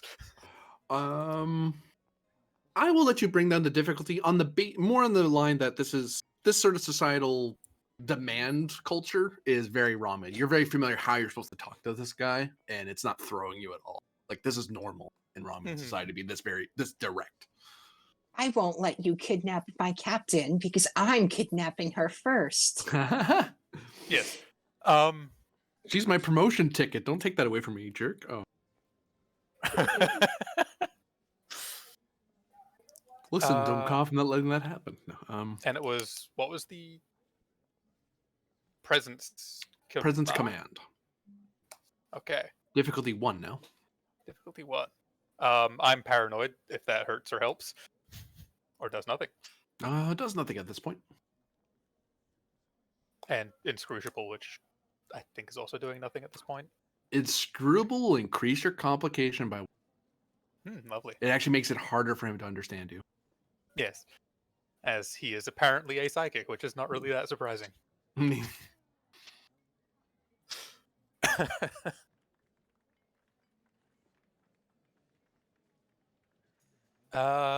Yeah, no, I don't have any focus for that. Shocking. I'll give you a momentum, though. Okay. I said I don't have a focus for that and forgot to click the button, so that is not a crit. So you got a momentum? Yep. So spend 1 gold back. Look at that. I suppose I can understand your military prizing its officers. It is a rather noble quality. Very human of you. That is a problem, isn't it? Well then, Lieutenant, you wouldn't mind submitting yourself into our custody. Being short 1 officer would not disrupt your chain of command, and it satisfies my demands of weakening your ship should you happen to be a hostile vessel. Because I discern that you are a officer of war, unlike your captain. We have different histories. And if I were to submit myself, any and all technology I possess upon my person would be returned to my vessel and not permitted to reside in your custody. Oh, That very is also well. the protocol of our government. Very well, then. I have no need. Well, there are some nobles who would be upset with me, I suppose. But that is their problem, not mine. Yes, am Captain. Not allowing this. Oh. Lieutenant Rylov, you are not subjecting yourself to imprisonment by a foreign power. And you, Baron, are in no position to make demands of a species you have only just met. I would very, very much like to meet with your director, but we will meet on even terms in a diplomatic setting. You will not be taking either of our officers. You will not take myself or my subordinate officer hostage, and any attempts to do so will be understood as an act of war.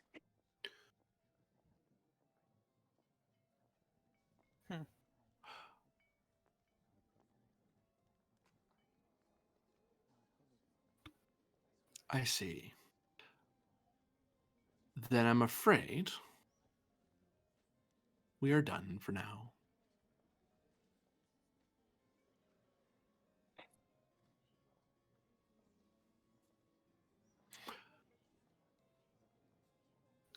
I'm sitting here waiting if I need to press friggin' the no hesitation button. You do get a sense off him that he looks like he's gonna do something, and then he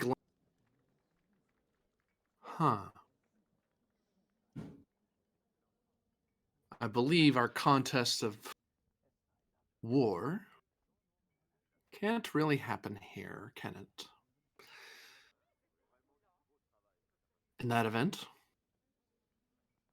I hope your ship's crew knows what to do without their senior officers. He turns, taps on his computer rather lazily. Well, if you get the sense he's not doing a combat action, he's doing something else. He's summoning security. Doesn't insight security difficulty because of paranoid difficulty?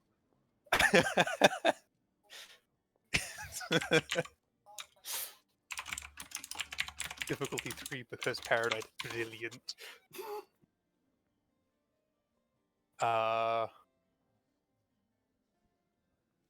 Investigative techniques focus. You've been in here long enough. I'll let it. Man, this guy There just was that seems like or an tactical asshole. systems for if it is any tactical system. That I would take him.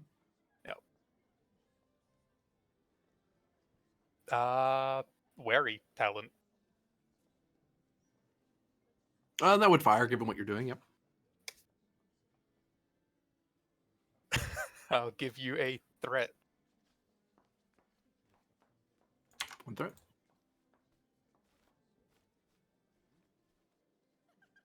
Yeah.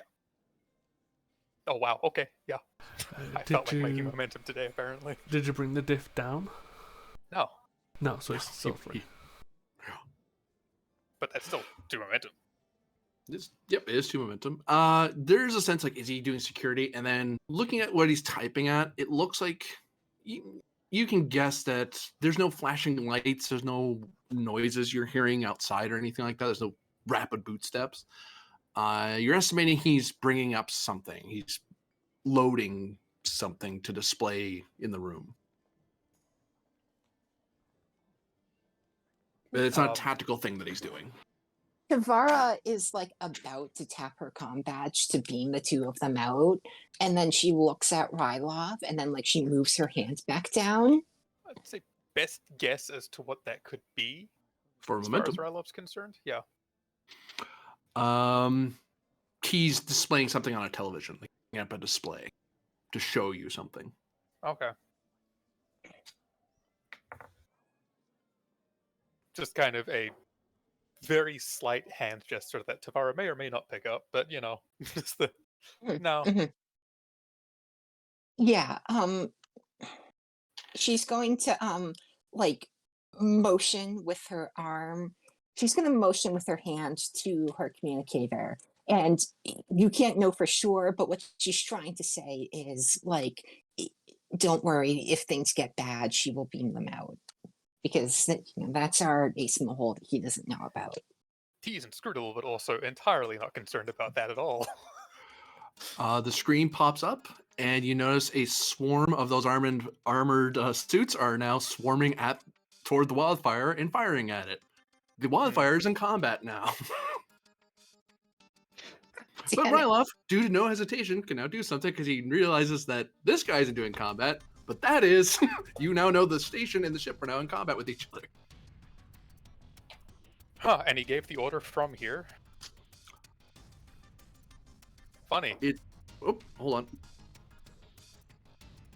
on. As does the wildfire acknowledge that it's under attack yet, or is it? Oh, never mind. He's here back. Haha.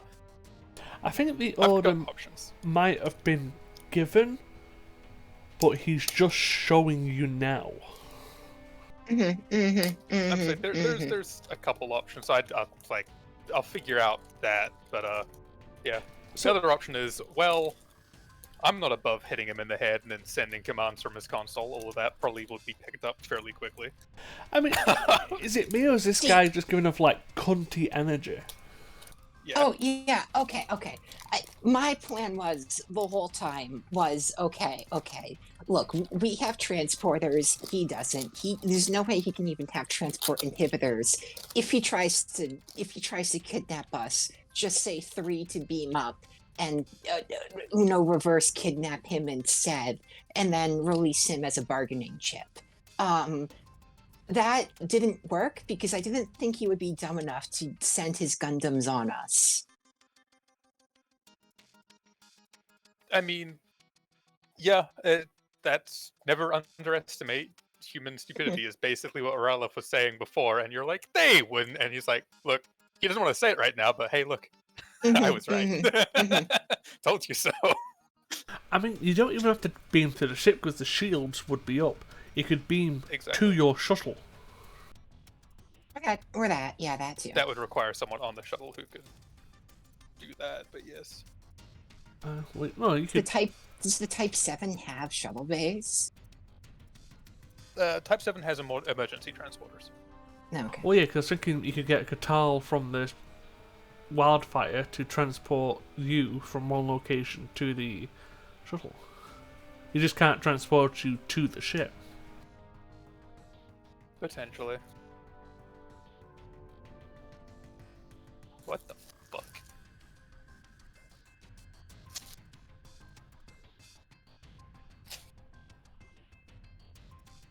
I mean, yeah, attacking a full-on spaceship with, like, people-sized Gundams. Are they people size? I are thought they were the confident. size of like fighter ships. No, they're like little mechs. 1 second, I'll be right back. So, yeah, so it's basically just a bunch of power-armored people firing upon the ship.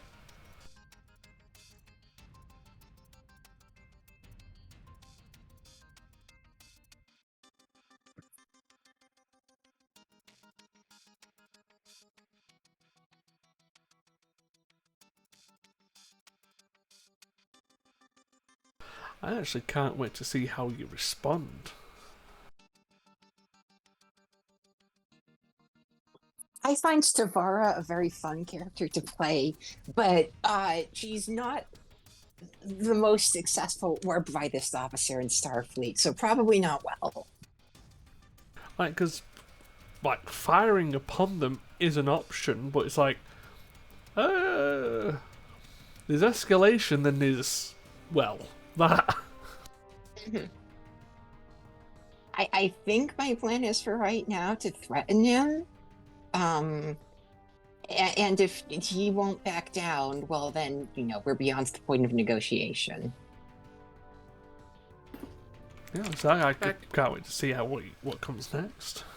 To answer the question before I took over, he did not give the order for the attack.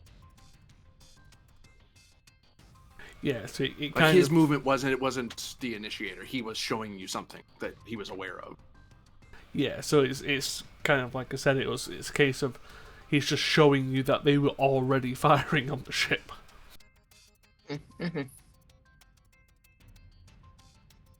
All right, so it's Rylov is the only one who can act right now, correct? No hesitation. Actually, the friendlies can act first. He's just the reason. No, no hesitation is him in particular. He in particular acts first. Because he doesn't hesitate at all. Even though they had surprise means nothing to him. He just moved. Yeah, well, no hesitation. I do have to give you a threat to use. That's true. You don't have to spend it. That's true. Yep. But no, I'm going to. Yep. And I was going to ask. So this footage we're being shown is them already firing at the wildfire, or like them They're on an attack run. They're about to attack you. Like the next thing I was gonna say was, then they start shooting. But it's like, well, no hesitation kicks in, so you might, before they start shooting something, you've done something already. Yeah, I mean their shields are presently down, so like the wildfire shields are down, for example, I believe, right? Would you have kept them down? Tomorrow? Because you were expecting to be beamed back, right? I mean, this is a question about the XO who isn't a character. In hindsight, I guess I would say keep the shields up, but I don't know if that's metagaming, so I think it's up to you, GM. What I'll do, let's do a crew roll to see if he's clever enough to figure this out. Crew roll difficulty of 2 that he just had an inkling he should put the shields up. Like he had a feeling he should do it. Something wasn't right. Yeah, something's wrong here. Hey, put shields up. Why? I don't know. Just yellow alert. I just don't like what's going on at the moment. I mean, if they need to be beamed up, we can always pull the shields down later. All right. Do you want me to make that roll? Yep, because you're deciding if you want to spend any Okay. momentum or threat for them. And it is your ship. So, All right. So and crew I task mean, I'm roll. pretty sure I'm doing a similar thing regardless, but I've got a option. All right. Crew task roll. What did you say the difficulty was? 2. 2. All right. Oh god, it's an 11, but I have a focus. Yeah, sure. 3 threat. Why not? Okay.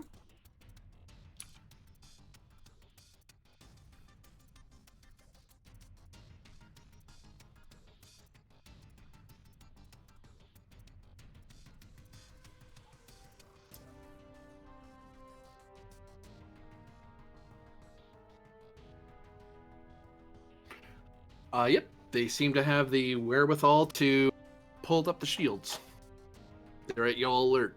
Which Arlen, for years, like he just said, he just gave the excuse of, I don't know, that's a lot of small craft around us. I'm gonna put up the I might wanna shields. put just in case. I can't direct is the only thing. Otherwise, I've got that. I can't do that one course of action. Yeah. There is something else I can do because he just sent instructions from that console in front of him.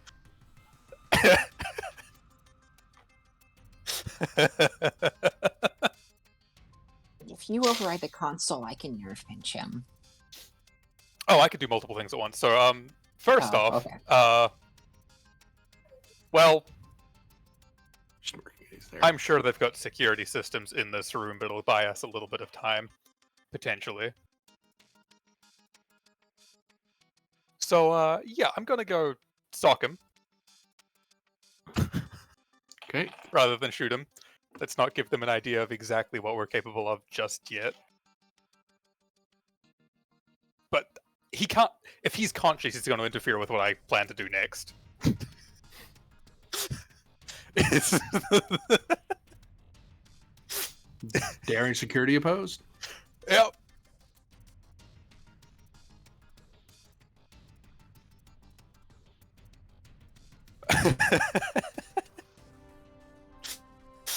I don't even know what our mission directives are at this point. The pinned, just scroll down. I mean, I'm also wondering if ours just changed, given this is a hostile force that's attempting to take us captive. No, directives are on high. There's something that the Admiralty gives you. Do you guys Oh, remember I was when meaning- he I was meaning found the, Cthulhu, and that wasn't, I don't know, it's not even like the top 10 most notable things to happen in this episode. I was meaning the ever-present but not always active directive of preventing capture and Mhm. escaping capture. That is a thing people keep saying as a directive that I should have. Okay, forced, it's not but I active don't. right now? Okay.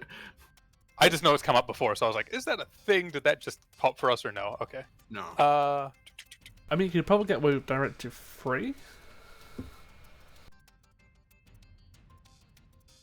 Or 4. No, I was going to say 4, yeah. Which is quickly maneuver to hostile and strange That territories would- and ensure and that's the one you're looking follow-up for. missions are possible. Yeah. That's the one you're 'Cause, looking for. The ship needs to be surviving for follow-up missions to be possible. Yeah. Plus, this is now hostile and strange Um, territory. And I'm using that for a close quarters combat focus. Oh, you're rather giving yourself than- focus. Okay. Yep. Buying a full mitt. I don't keep it, which is tragic, but don't worry. You bought a full mitt? Okay. Y'all. I like this metric. I pressed that button first, but I was gonna do this. So you get 3. I put in 6 and everything, and then clicked the wrong roll button. You have untapped potential? No, that is the medal. For Oh, citation of conspicuous gallantry. Oh, okay. That's what that is. What's that do again? I can roll as many challenge dice as threat I'm spending, and for Mhm. every effect is a threat the GM does not get. Okay. So, yeah, he bought a full mitt. I bought a full mitt, but he only got 3 threats, so he still spent 3. Yeah. And then yeah, there's that roll there.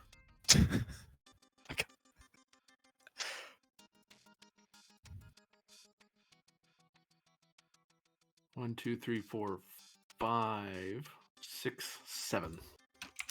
He has 7. 7 hits. As he seems to be reacting.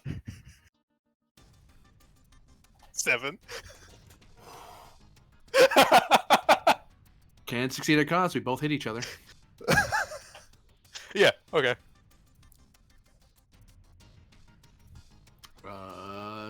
Roll your damage. We're both just hitting each other now. Let's go. I know there's effects for unarmed. I just don't have them written down on this thing. Knockdown and non-lethal. Yeah. Knockdown's the effect. I'll re-roll those fails. You don't have to. I don't have to, but well, he tried. That's 4. I'll From bring it up. you, yeah. 5. Okay. But you're definitely gonna get him out unless he stays standing. Actually, hold on. 1, 2, 3, 4, 5, 6. 6. And you knocked him down. He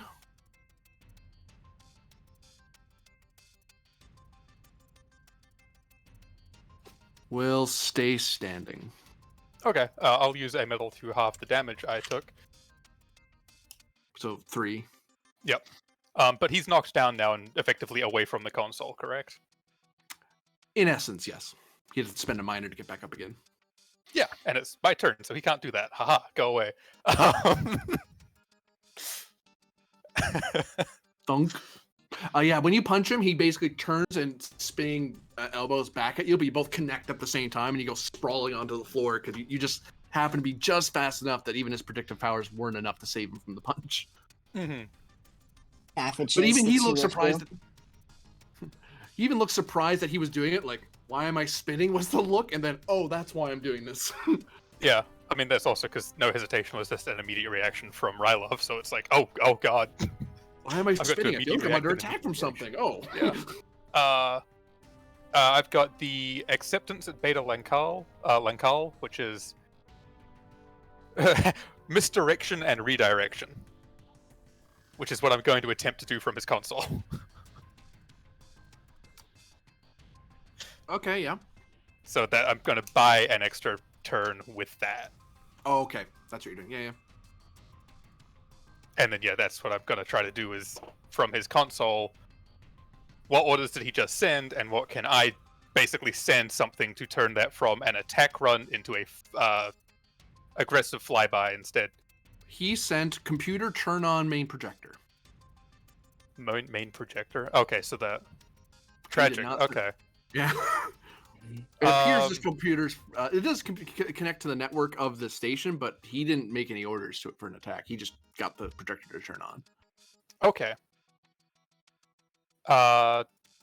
Tragic. What command systems would be possible from within this computer then?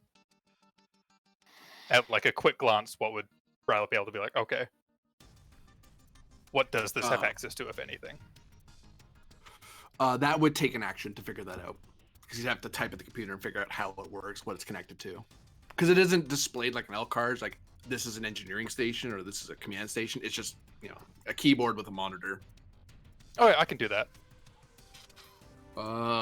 Reason plus command difficulty 2. But you're trying to understand how his computer, what command abilities this computer has, if any. Hello, computer. Paranoid.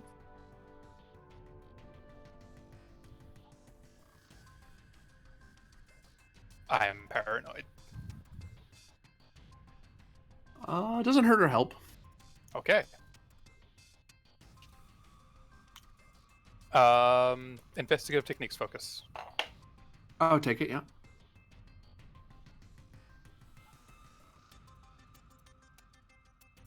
Or, yeah.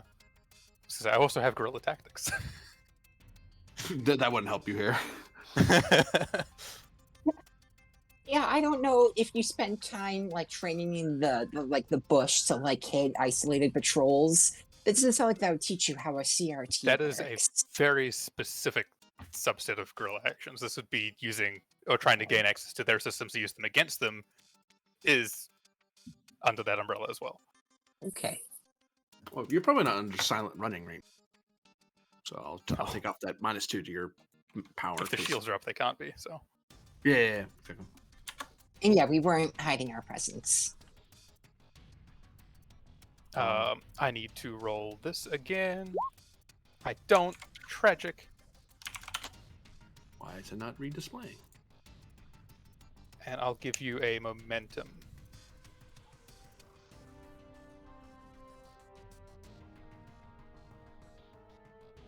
Which we hit.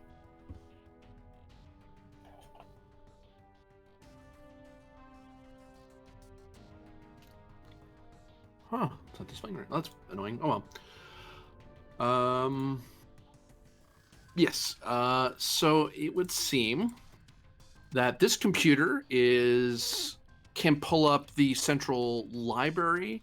It can talk to other computers, like send messages. I mean, and it can talk to the devices in security systems in the room. It doesn't seem to be tied to the environmentals or command or security systems. It's just for this room for the most part. It can talk to other computers, but that's about it. Well, other people on computers, I should say. Okay.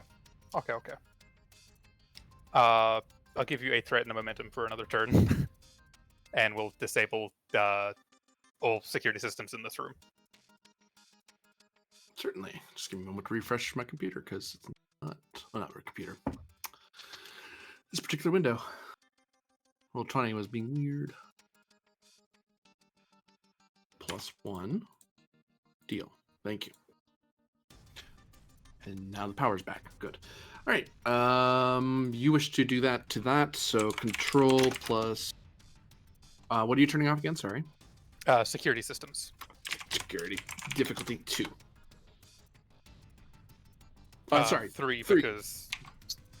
Yep. This one is the swift task. Haha. Are you sure it is wise to disable the security systems? Ideally, we would want to keep ourselves safe in this room. They're not security systems under our control. They're station security systems, and I'd presume they have overriding ability from other systems. Other points on the station could control security within this area. So, I know what the word override means.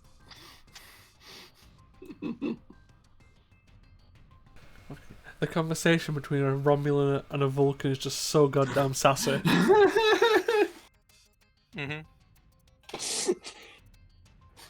Listen, I just need to use the trait Romulan every time I'm in the presence of the Vulcan, just to it's there because I'm one-upping the Vulcan. Okay. Look, our Cold War hasn't stopped yet. Unification hasn't happened. So, yes.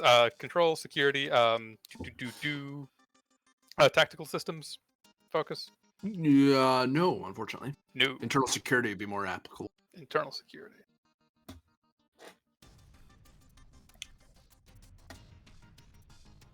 And I'm guessing no guerrilla tactics either.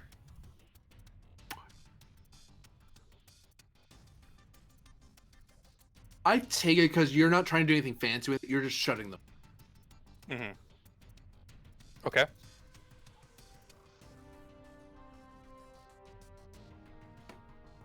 I'm in the commandant's room. I'm going to turn off the bomb that's going to blow us up in here. Why? Because I could do something fancy. I don't have time for that right now. Yeah. I'll give you a threat. Certainly.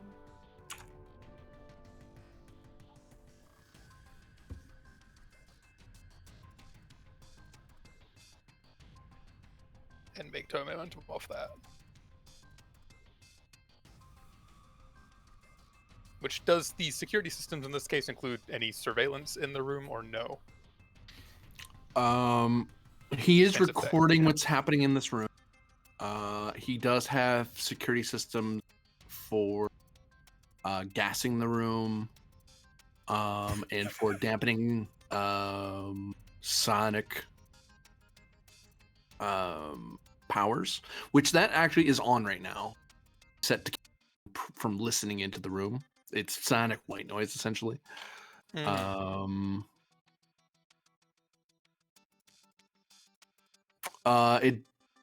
and the door lock mechanisms. Okay. Yeah, so is the door currently locked? Yes. Well, I'm in the security systems. Is there an alternative exit from this room? And if that's a question, that's a question. For momentum, yeah, that is a question. Yep. The fireplace. Fireplace. Okay, we'll keep that. We'll keep the door locked then. We'll shut down the psionic field and the gas system because I don't want to be gassed.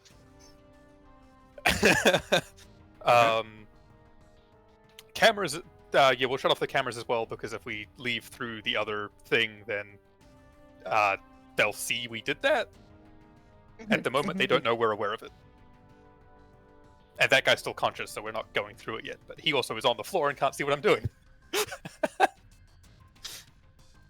But that's everything I can possibly do at the moment, which is shut down the security systems in this room. Do the good guys wish to maintain the initiative? We can do that for free. I have quick to action. Tavara, Yeah. you give orders to your ship. Which is probably meaning this was happening at the same time. Is Yeah. probably the all right. narrative flavor on that is Rylov starts to do something and then Tavara's like, oh right. All right. Sure. I will hail the exo of the wildfire. Wildfire here. Go ahead, Captain. You are about to be attacked by what I can only describe as mechanical humanoid ships. Ray shields and go to red alert. I do not know if you are in a position to rescue us. I doubt it. We will find our own way off this station. If the mechs, as they were, are too great for you to handle, please retreat to the Achilles. I do detect. Our sensors are detecting 2 wings of these vessels coming at us. If it's just them, we might be able to do it. But if the station starts firing nukes at us, we are at a disadvantage tactically. But we can, Lieutenant Arlen. Do we have any hope of getting our captain back? Not without dropping our shields and letting those humanoids on us. They won't find us in their station, I can guarantee that. And she's going to like turn and look at Rylov and bite her lip for a second. I have full faith in Lieutenant Rylov to handle these humans. Return to the Achilles and keep the crew safe.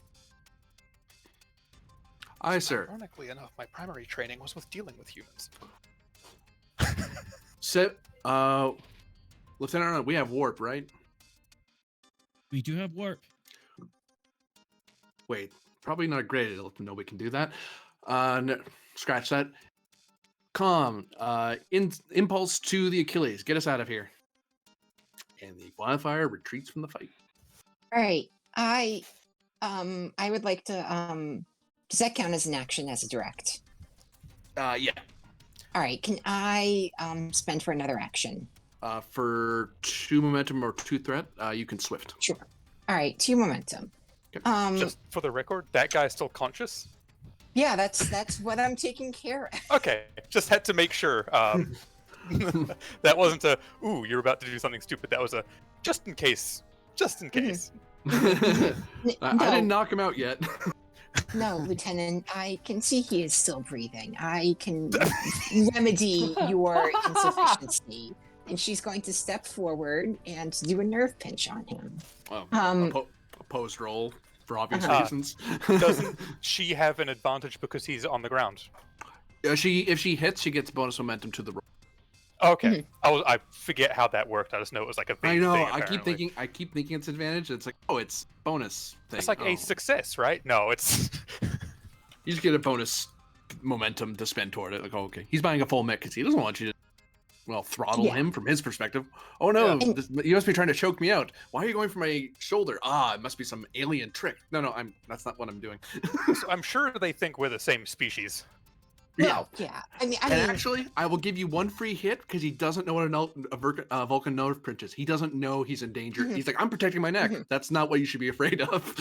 yeah, yeah. She's not going You for sh- that. yeah. He probably thinks she's trying to choke him, but no, Yeah. she's going to say, I do find this an unfortunate series of events. However, there is a certain irony in this that you insult other Earthlings, that you call them children, and yet you are, without a doubt, the most petulant child species or faction I've had the unfortunate pleasure of working with.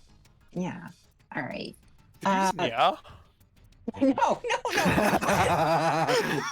You're a little bitch. Yeah. That's what that sounded like. Is it just me? No. I was trying to. I'm sorry. It's okay. I was trying to say, and yeah, to transition out of talking in character, but I kind of spoke quickly, and yeah, it did probably sound like me. Okay, I'm sorry. Focus in Nerve pinch that neuropressure. Yeah. Focus in neuropressure. Yep. It's control security, right? Control security or control science, whichever's better. Yep. Yeah, it All does right. give you the option. Yeah, sure I does. thought it didn't. Okay.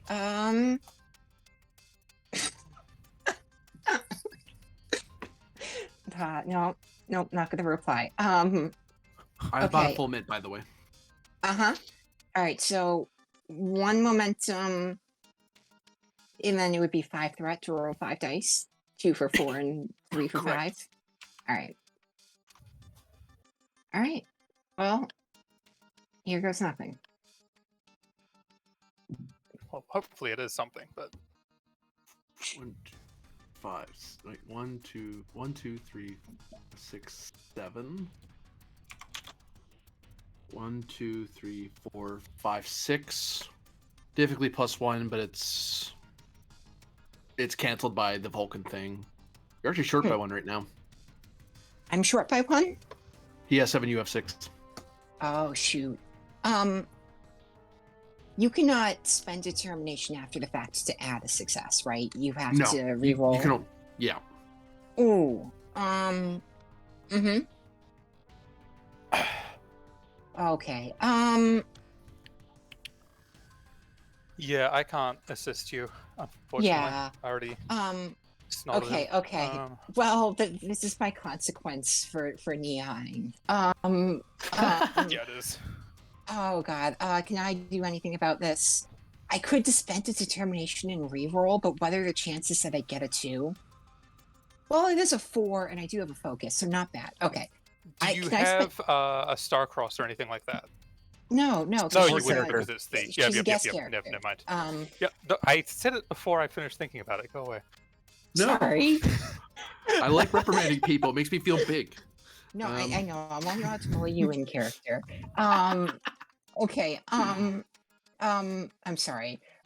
Good leaders know when to deliberate and when to be decisive. I have to Yeah. be decisive. All right. I'm gonna re-roll the 1, 2, 3, 4 ones. All 4 of them? Whew. Uh-huh. All This is right. gonna work out. Listen, go big or go home, Corbinian. Well, It's going Same home. result. Got mm-hmm. All it. right, well, You're not a veteran, I'm guessing, right? nope. And because guest character, you don't actually collect milestones? Nope. Yeah, nothing I All can right, do with yeah, that. well, all right. Punch me. As you go to reach him, he's struggling with your hand, and he gets control of your wrist and then wrenches it, and wow, and then you feel he has alarmingly more strength than a human should.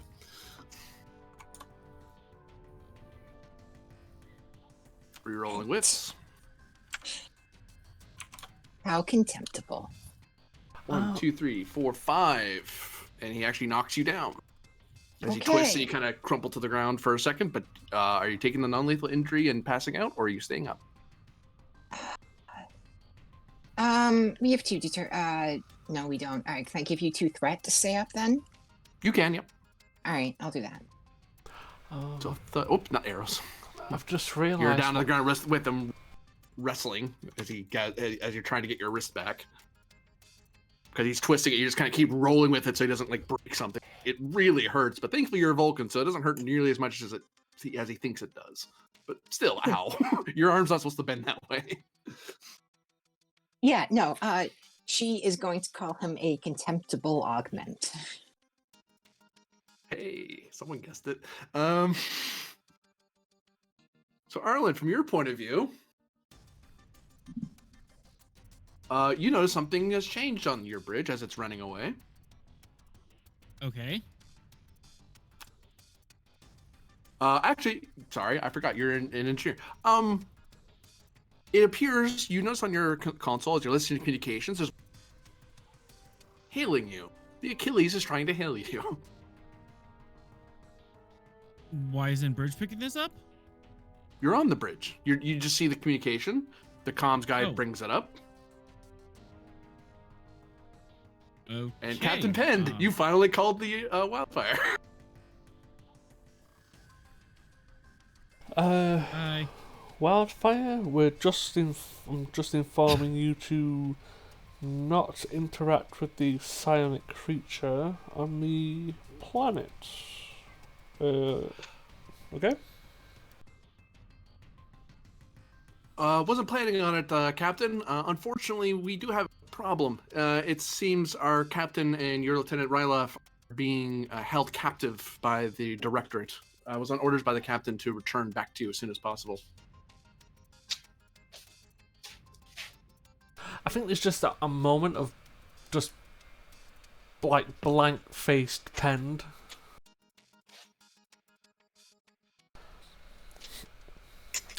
Well, that didn't take long.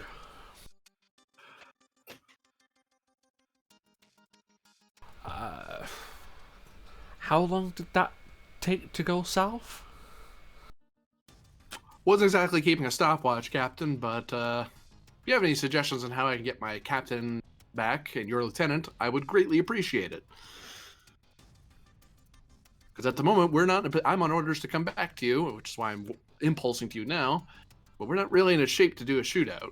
We've already had a few breaches across multiple systems. We only just now got our warp engines back. Okay, I'll head to the bridge. You stay within this part of the space and I'll head over there and pick them up. Aye, Captain. Once you get close enough for you stop chasing, drop shields and send over Catal, please.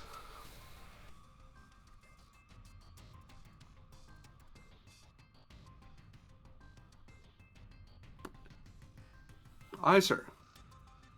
Yeah, cut the comm and head up to the bridge because apparently he needs to now go rescue the other captain. Arlen,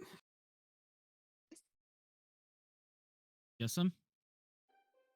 give me reason plus science difficulty of 1, assisted by the wildfires, sensors plus science. As you notice something going, like you're kind of watching communications and stuff, but you can kind of see roughly what's going on over at the science guy station. And you catch something out of the corner of your eye. You're not sure what you saw though.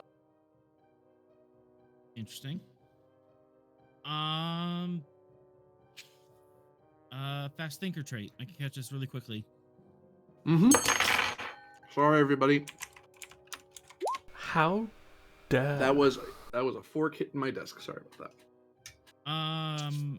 Lateral thinker, or so No. I'll be able to think of different ways. Like, all right, fine. Different Reckless. ways to. I'm using a pocket mirror to watch. Sorry. Reckless No, trait. go ahead. Reckless. No, I don't think so. Doesn't hurt either way though. Ow. All right. I don't think I have a focus for this, unless technical insight. I would take it because you are seeing a sensor reading. Okay. One threat because you're good.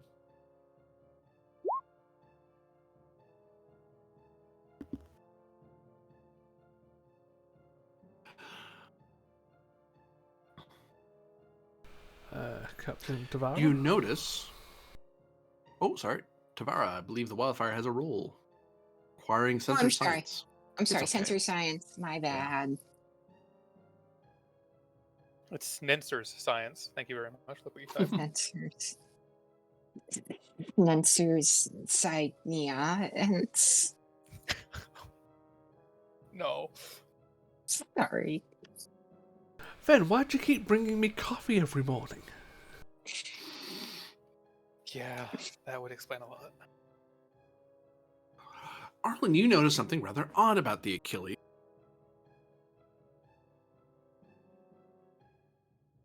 It would seem that it is short its complement by a significant number of people.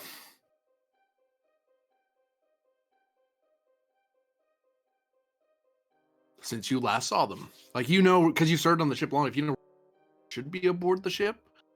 But it seems to be short a lot of people. Like, the count's wrong. It's something even sensor guy is even looking at. It's just the sensor happens to pick up when it sees the Achilles coming closer.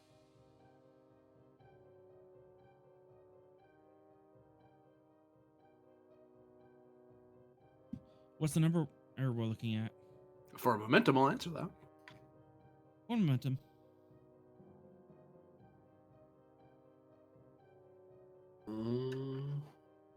Doop, doop. How many people are on an Achilles again? I really should write that on your sheet, so I don't have to look this up. I don't Enough. remember. If you're Enough scale to 5, run the you're show. you're north of 1,000. Because you're scale 5, you're big. You're like Enterprise big.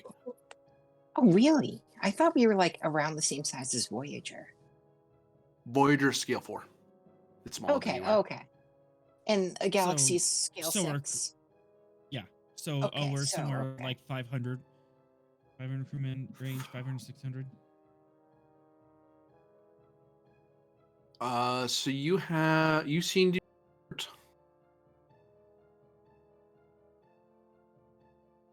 it's around 600. 30 people.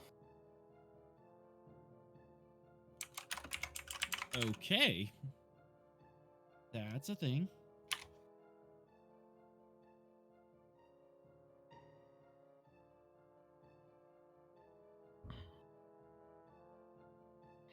You also happen to notice that there is a increase of energy from the planet, from the Earth. From the Pacific Ocean. Hey, how'd you know?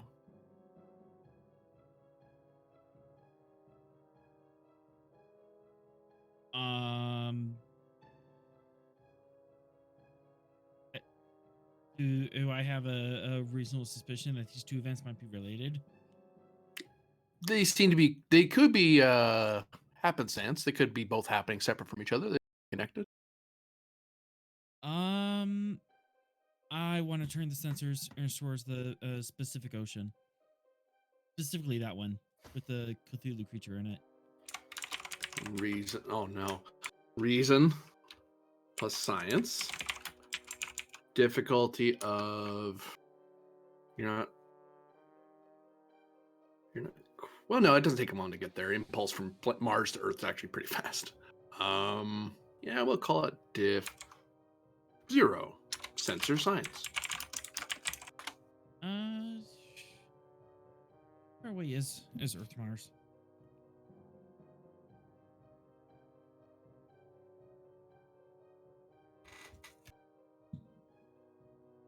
Say again, sorry? Yeah, it's about 3 light minutes. It's apart. So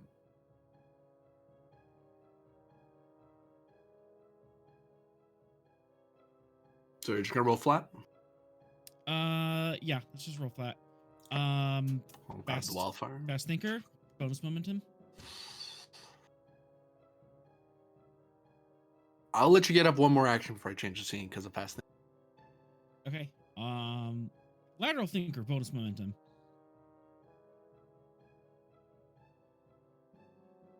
There's a question. There's extra information I'm going to give you because of that. Okay, and reckless. If I can recklessly scan something. Complication increase. You might piss off the XO here in a second. Uh, Oh, sorry. Yep. Diff 1 because you're overriding. Didn't Penn just also tell them to not scan? Yeah, he'd be defying orders. He's going to be dinged for that. That's true.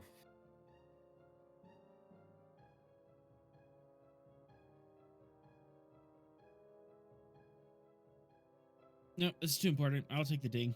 Okay. Diff 1, I'm just gonna roll flat. Technical insight.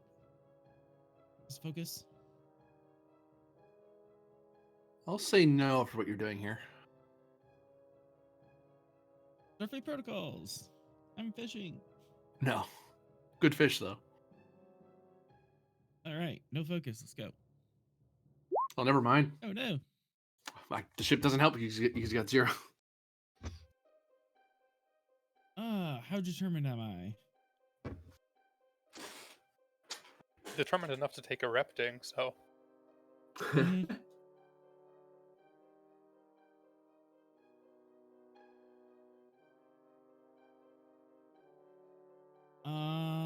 I don't think there's any directives if I can challenge here or bring up.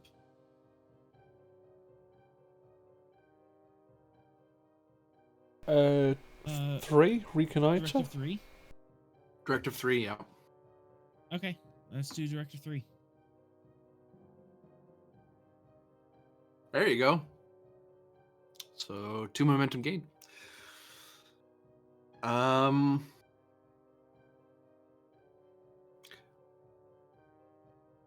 You see the life form that the Achilles scanned. You also notice that it seems to have 30 additional 30 additional what? life forms, biosignatures. Of course.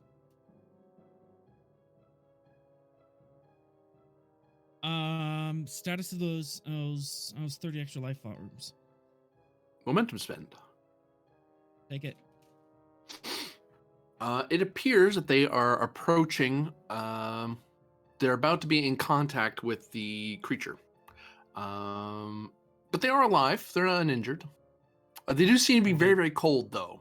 Likely suffering from frostbite. They're going to suffer frostbite very quickly, given the temperatures they're at. Are they conscious Um, or actively moving themselves? They are actively moving. Yeah. Whether they're conscious Should I would be a tell- medical question, not a science question. Okay. But science, if you see a bio reading rather than just you see a bio reading, then you know that they're alive. That's easy. Whoops. I'm good at making noises, folks. Don't mind me.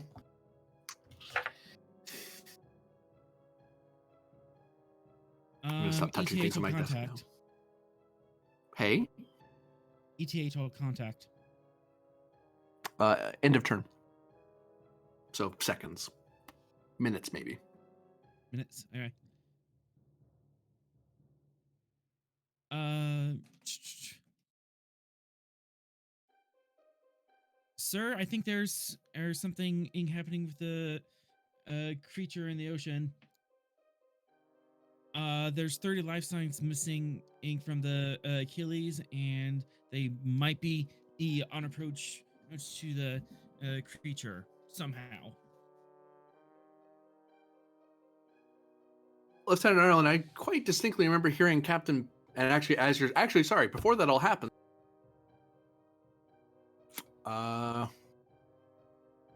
you're gonna get brain fried because you looked at it.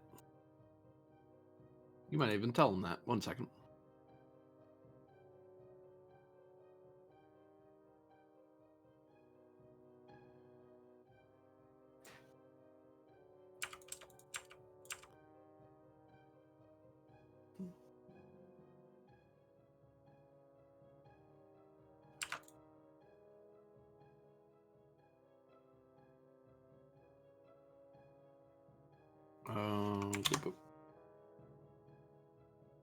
Oh, God. As you're about to turn and say that to him, 1, 2, 3, 4, 7, 8, 9, 10, 11, 12, 13 stress. So that's lethal.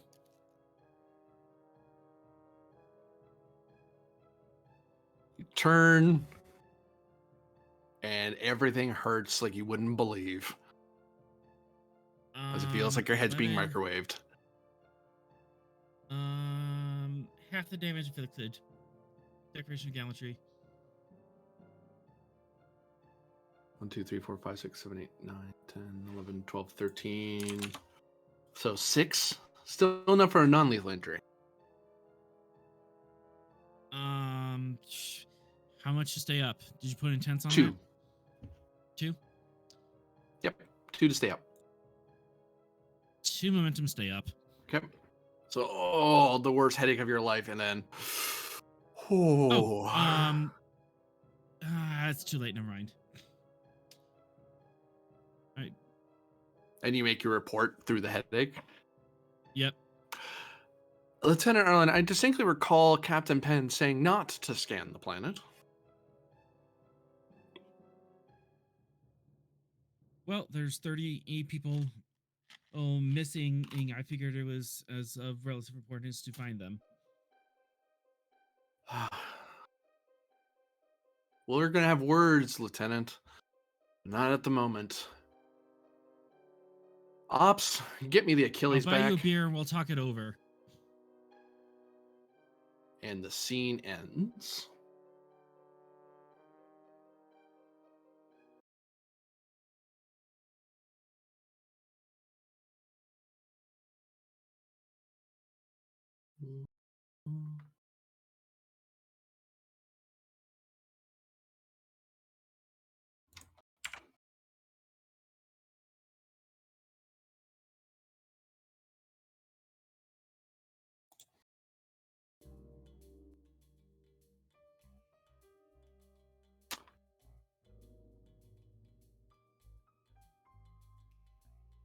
Oh, nurse.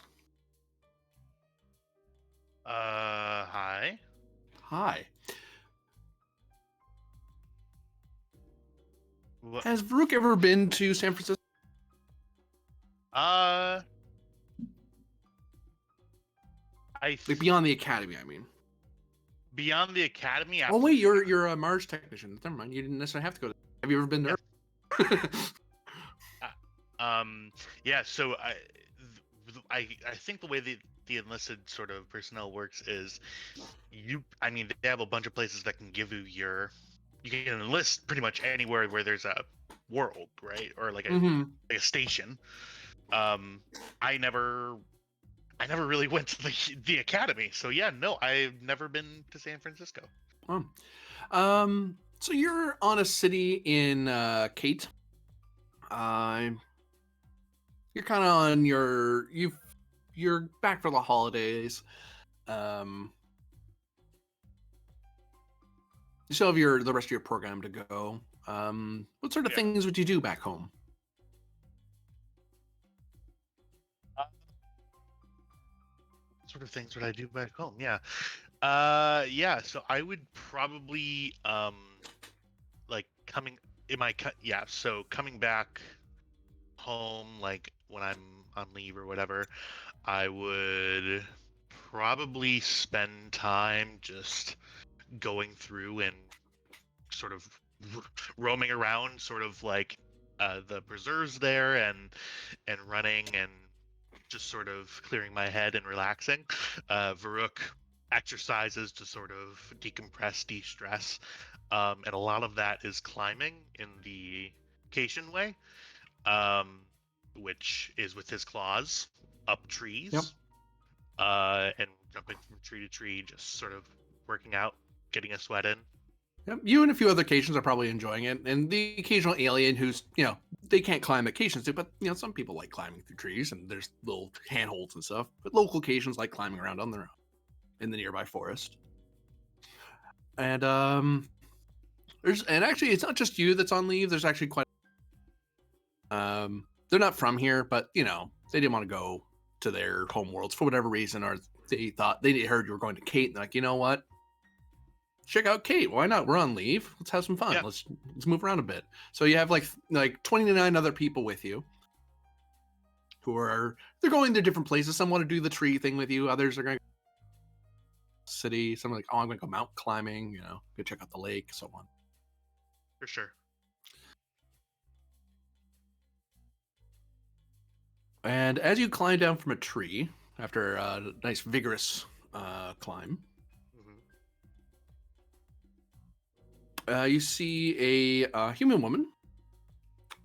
She's not in Starfleet uniform or anything like that. She's just seems to be in some sort of rather colorful robes, and holding like some sort of walking stick. It's rather decorated with various carvings of animals and some Terran earthling carving, lettering of some kind. Do I recognize this person? Not really, no. You just know that she's human. And she wasn't a part of the 2.5 dozen people who came with me? Nope. Just some random human who walks up to you. I sort of, from my sort of small, like, messenger style pack, I grab a bottle of water, and drink from it and say, "Hi, where did you, are you here enjoying the wilderness just like me?" I would say that I am. However, I think, Nurse Farouk, you're a bit lost. Do you know where you are? Well, it's a strange question to ask someone. I'm on Kate. I'm running through. I'm on my home world. Nurse Farouk, where are you stationed?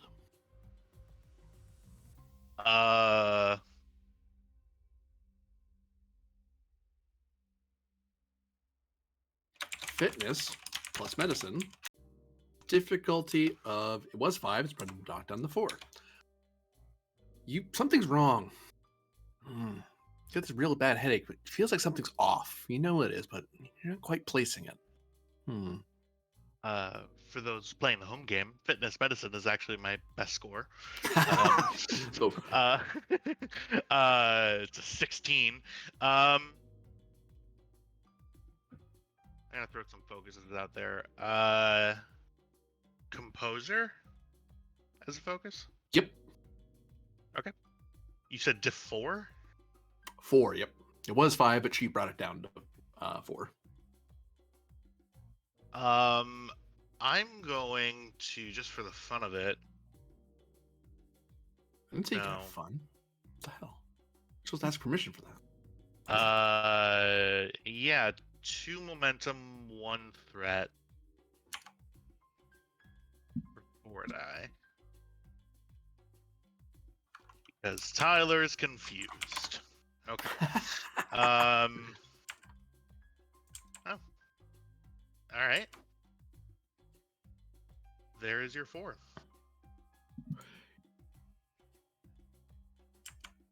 Your feet feel very, very cold.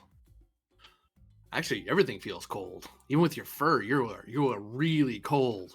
And I was just sprinting through the forest. You can actually feel your tail starting to frost up in the fur. You feel it in your whiskers. Every breath you're taking is cold. This part of Kate is not that cold. It is never that cold. And you remember what the last thing you were doing on the Achilles. Yeah, what was the last thing I was doing? Oh, you're helping coordinate with people the mass casualties you had. And then the ship was warping to somewhere, you were told. Not like anyone's looping you in. But you could tell the ship was warping somewhere, or impulsing somewhere, going somewhere in a hurry.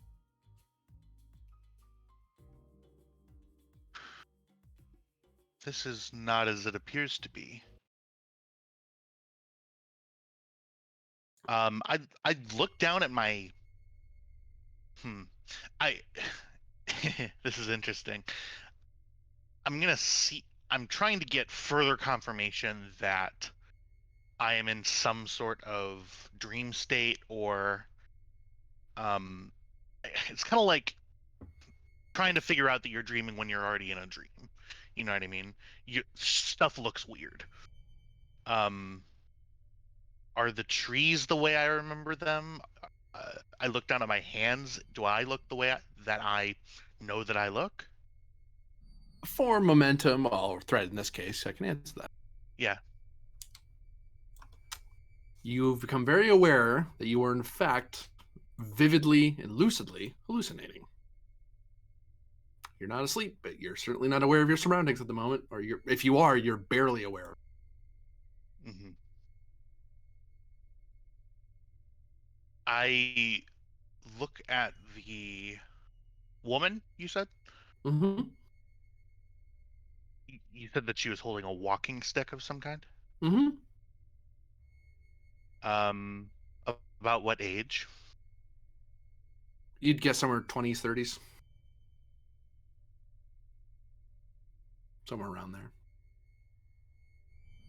Humans age weird, so they don't Yeah, have like yeah, the for fur sure. that you're used to, but you can tell an old human from a young human.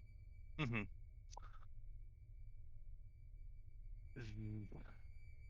Is it you who has brought me here? No, Nurse Farouk. I'm here to guide you back out.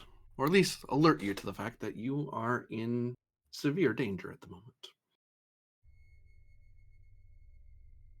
You're here to guide me. Yes. You need to wake up. I can't do Uh, it for you. I, yeah. So I know that I'm hallucinating.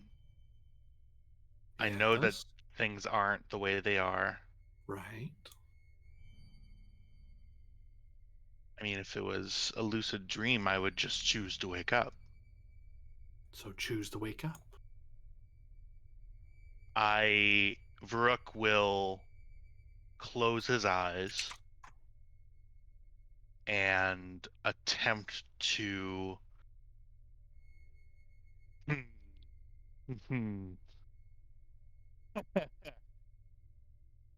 attempt to wake up. He wakes. Mhm.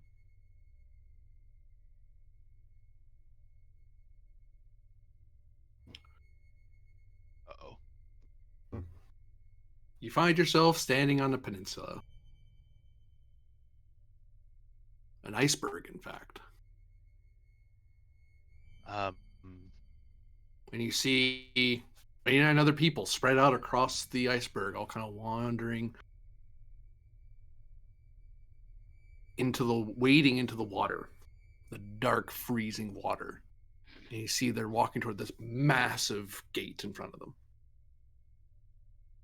you said 29 people? Yep. And it occurs to you that's the number of casualties you had aboard. That was the number of people you were dealing with, was 29 other people. Um, Not her, though. She's new. She's not Starfleet, and she wasn't on your ship.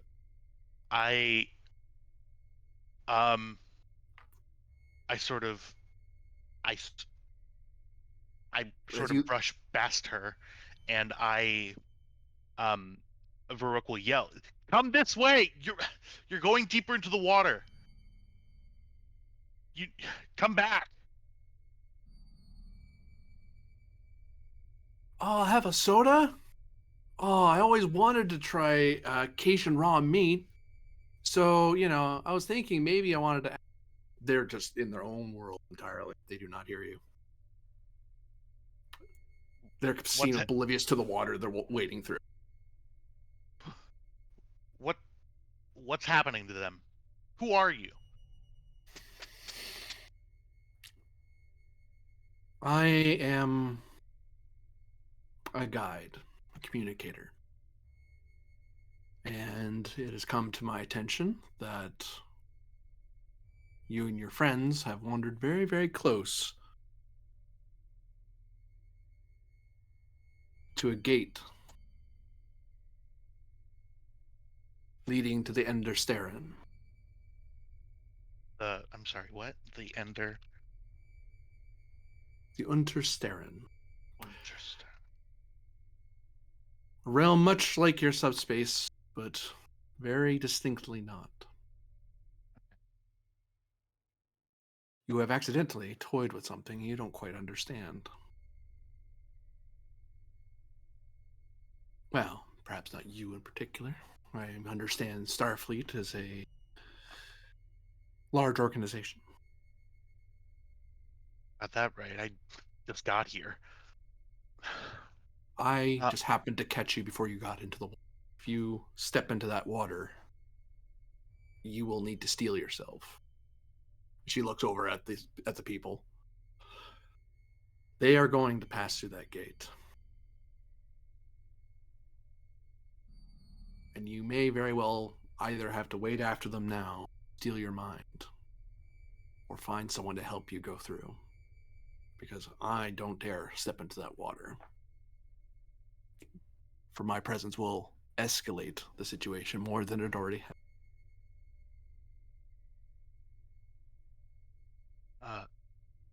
I'm not supposed to interfere in your activities. What, I go out there and drag them back to shore? Is that what you're expecting me to do? Or you summon your ship and get their help.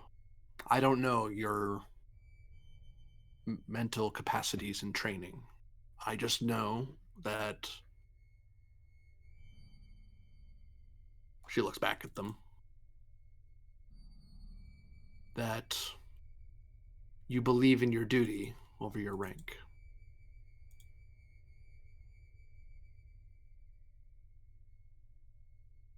You're not going to let these people disappear.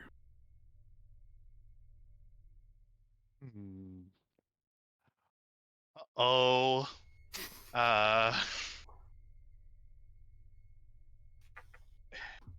there are too many of them for me to, even if I'm a doctor, not a psychic. I can't. I listen. I put bones back together for a living. This is above my pay grade. So what can you do, Nurse Farouk?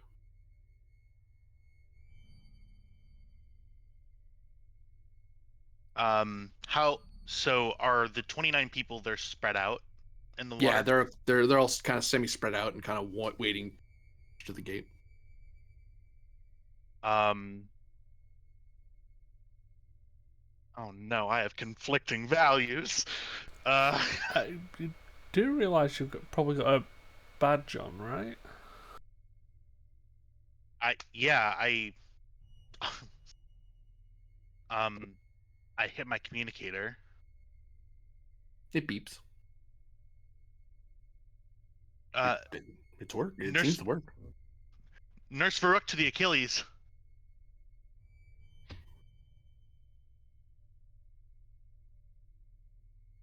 Achilles, come in. Am I in charge of the Achilles or is it the captain? Actually, we cut up to the bridge. In a TV show, we'd be split screening, but I'm not that advanced. So, Pen, you've come up to the bridge at this point. AZ, you probably saw some of that interaction Pen just had. Oh, wait, no, I take that back. Pen made that call from his ready room. Never mind. I forgot where he made that call from. My bad. He's probably on his way to the bridge. At this moment. Okay, so I hear the call. Yep. Achilles here. Are you not on the ship, Doctor? That is a really, really long story that I don't have time to go into right now. In front of me, there are 29 members of the crew. I don't know if they came off at the same time as I did. Do you have transporter locks on them?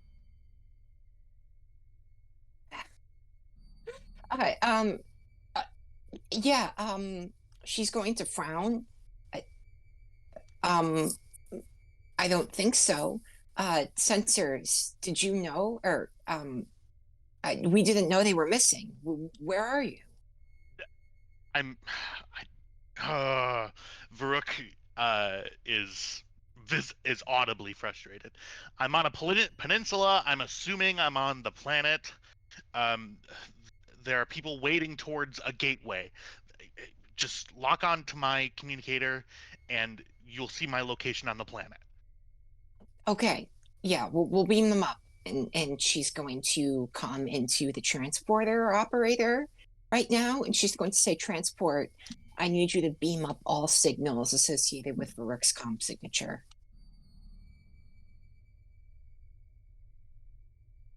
Hi, counselor. And who are you activating? Who's her? We have a transporter chief, right? We do. Normally it's the tall, but you haven't got him yet. He's over.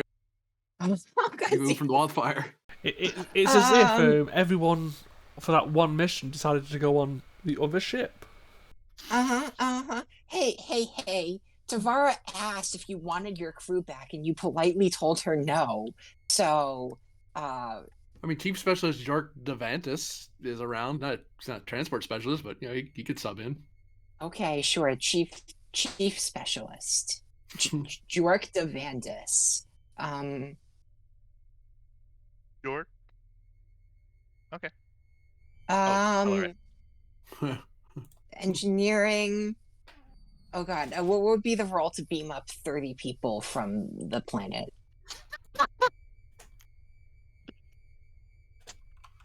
It would be control engineering difficulty of. Oh, they're not on a pad. They can't possibly go to that one pad. There's just not enough room. You're bringing a lot of people over. You're bringing them through solid kilometers of solid rock. 3 kilometers of solid rock. Yeah, you're not above ground, friend. Wasn't made aware of that. Well, to you, it's just a starry night sky. You must be outside. God damn it. Control engineering difficulty 7, assisted by sensors engineer. Can I overhear this? Oh yeah, you're walking on the bridge. You're overhearing this conversation. Like you're probably about to tell the bridge, go to the wild station, go. Oh wait, this is happening. Yeah, I think there's also a Klingon ship that we have in tractor beam that we haven't had time to deal with yet because we have 3 crises at once. Mm-hmm. I think I'm going to direct our specialist. I mean, he can't make the roll regardless because he doesn't have anything. He's never been activated before. We could attempt it. Hang on 1 second. I do technically outrank Chief Specialist Jork Devandis, right? Yeah, you would. Okay. Could I assist using a value?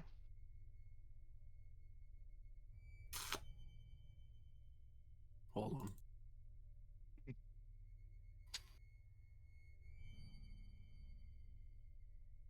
on. If you were directing, you and you'd use your medicines command. Okay. Yeah, because if I direct, I can make it a crit. Okay, well that's better than. But you do have a second direct in your pockets. That's good to know. Could you direct me to direct someone? A double directs? Yeah, I don't think it works like that. No.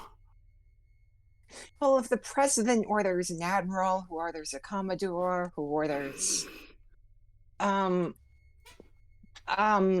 Actually, Varuk can assist not because of being head nurse, but he can describe roughly where people are. So he can assist with presence plus con to go. They're roughly this many meters apart from each other. This many meters. Like you're trying to help the transport chief find the life signs. Even still, okay, even if you both get 2s, I'm rolling a 15 without a focus. I mean, he might not get it regardless. Give him a full mitt off the bat. Sure. 3. God, that's 1, 3. Yeah, it's 6. 6 threat. Thank you. All right. Well, you know what? Fortune favors the dumb. 4, There's 4. 2 from me, so that's 6. I'm going to roll the ship 6. now. Don't make this up to me, please. To roll You need to faster, roll what a up to you? 2. No, it just needs to roll a 1. On 11. 4 plus 2 is 5. Wait. 4 plus 2 Sorry. is 5, eh? I'm tired. I'll get that. Could I'm gonna tell you some focuses to see if I can get one.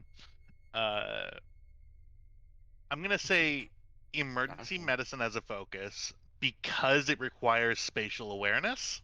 No. Composure, this is a really terrible situation. I would take that. So you don't talk over yourself. You're not rambling. You're trying to be concise and on point. All right. Like, it's very cold. Just keep calm. Huh? It's a 1 too. Uh, When he made the noise at first, I thought he complicated.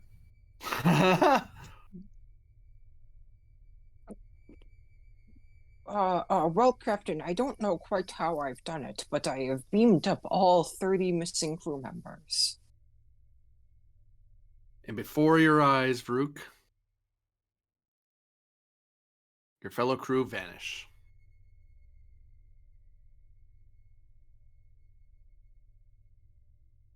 uh, But you find yourself alone on this iceberg. As you turn your head to look for the other person who guided you from here, or out of that dream hallucination, she's gone. You have naught but the ice under your feet. It's getting dangerously cold, and the stars twinkle over your head.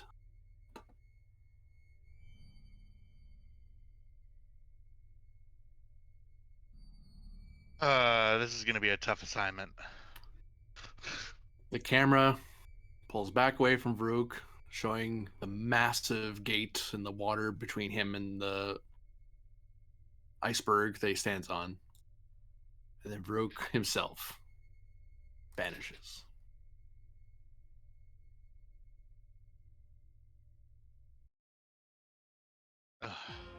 And that will be the end of the episode.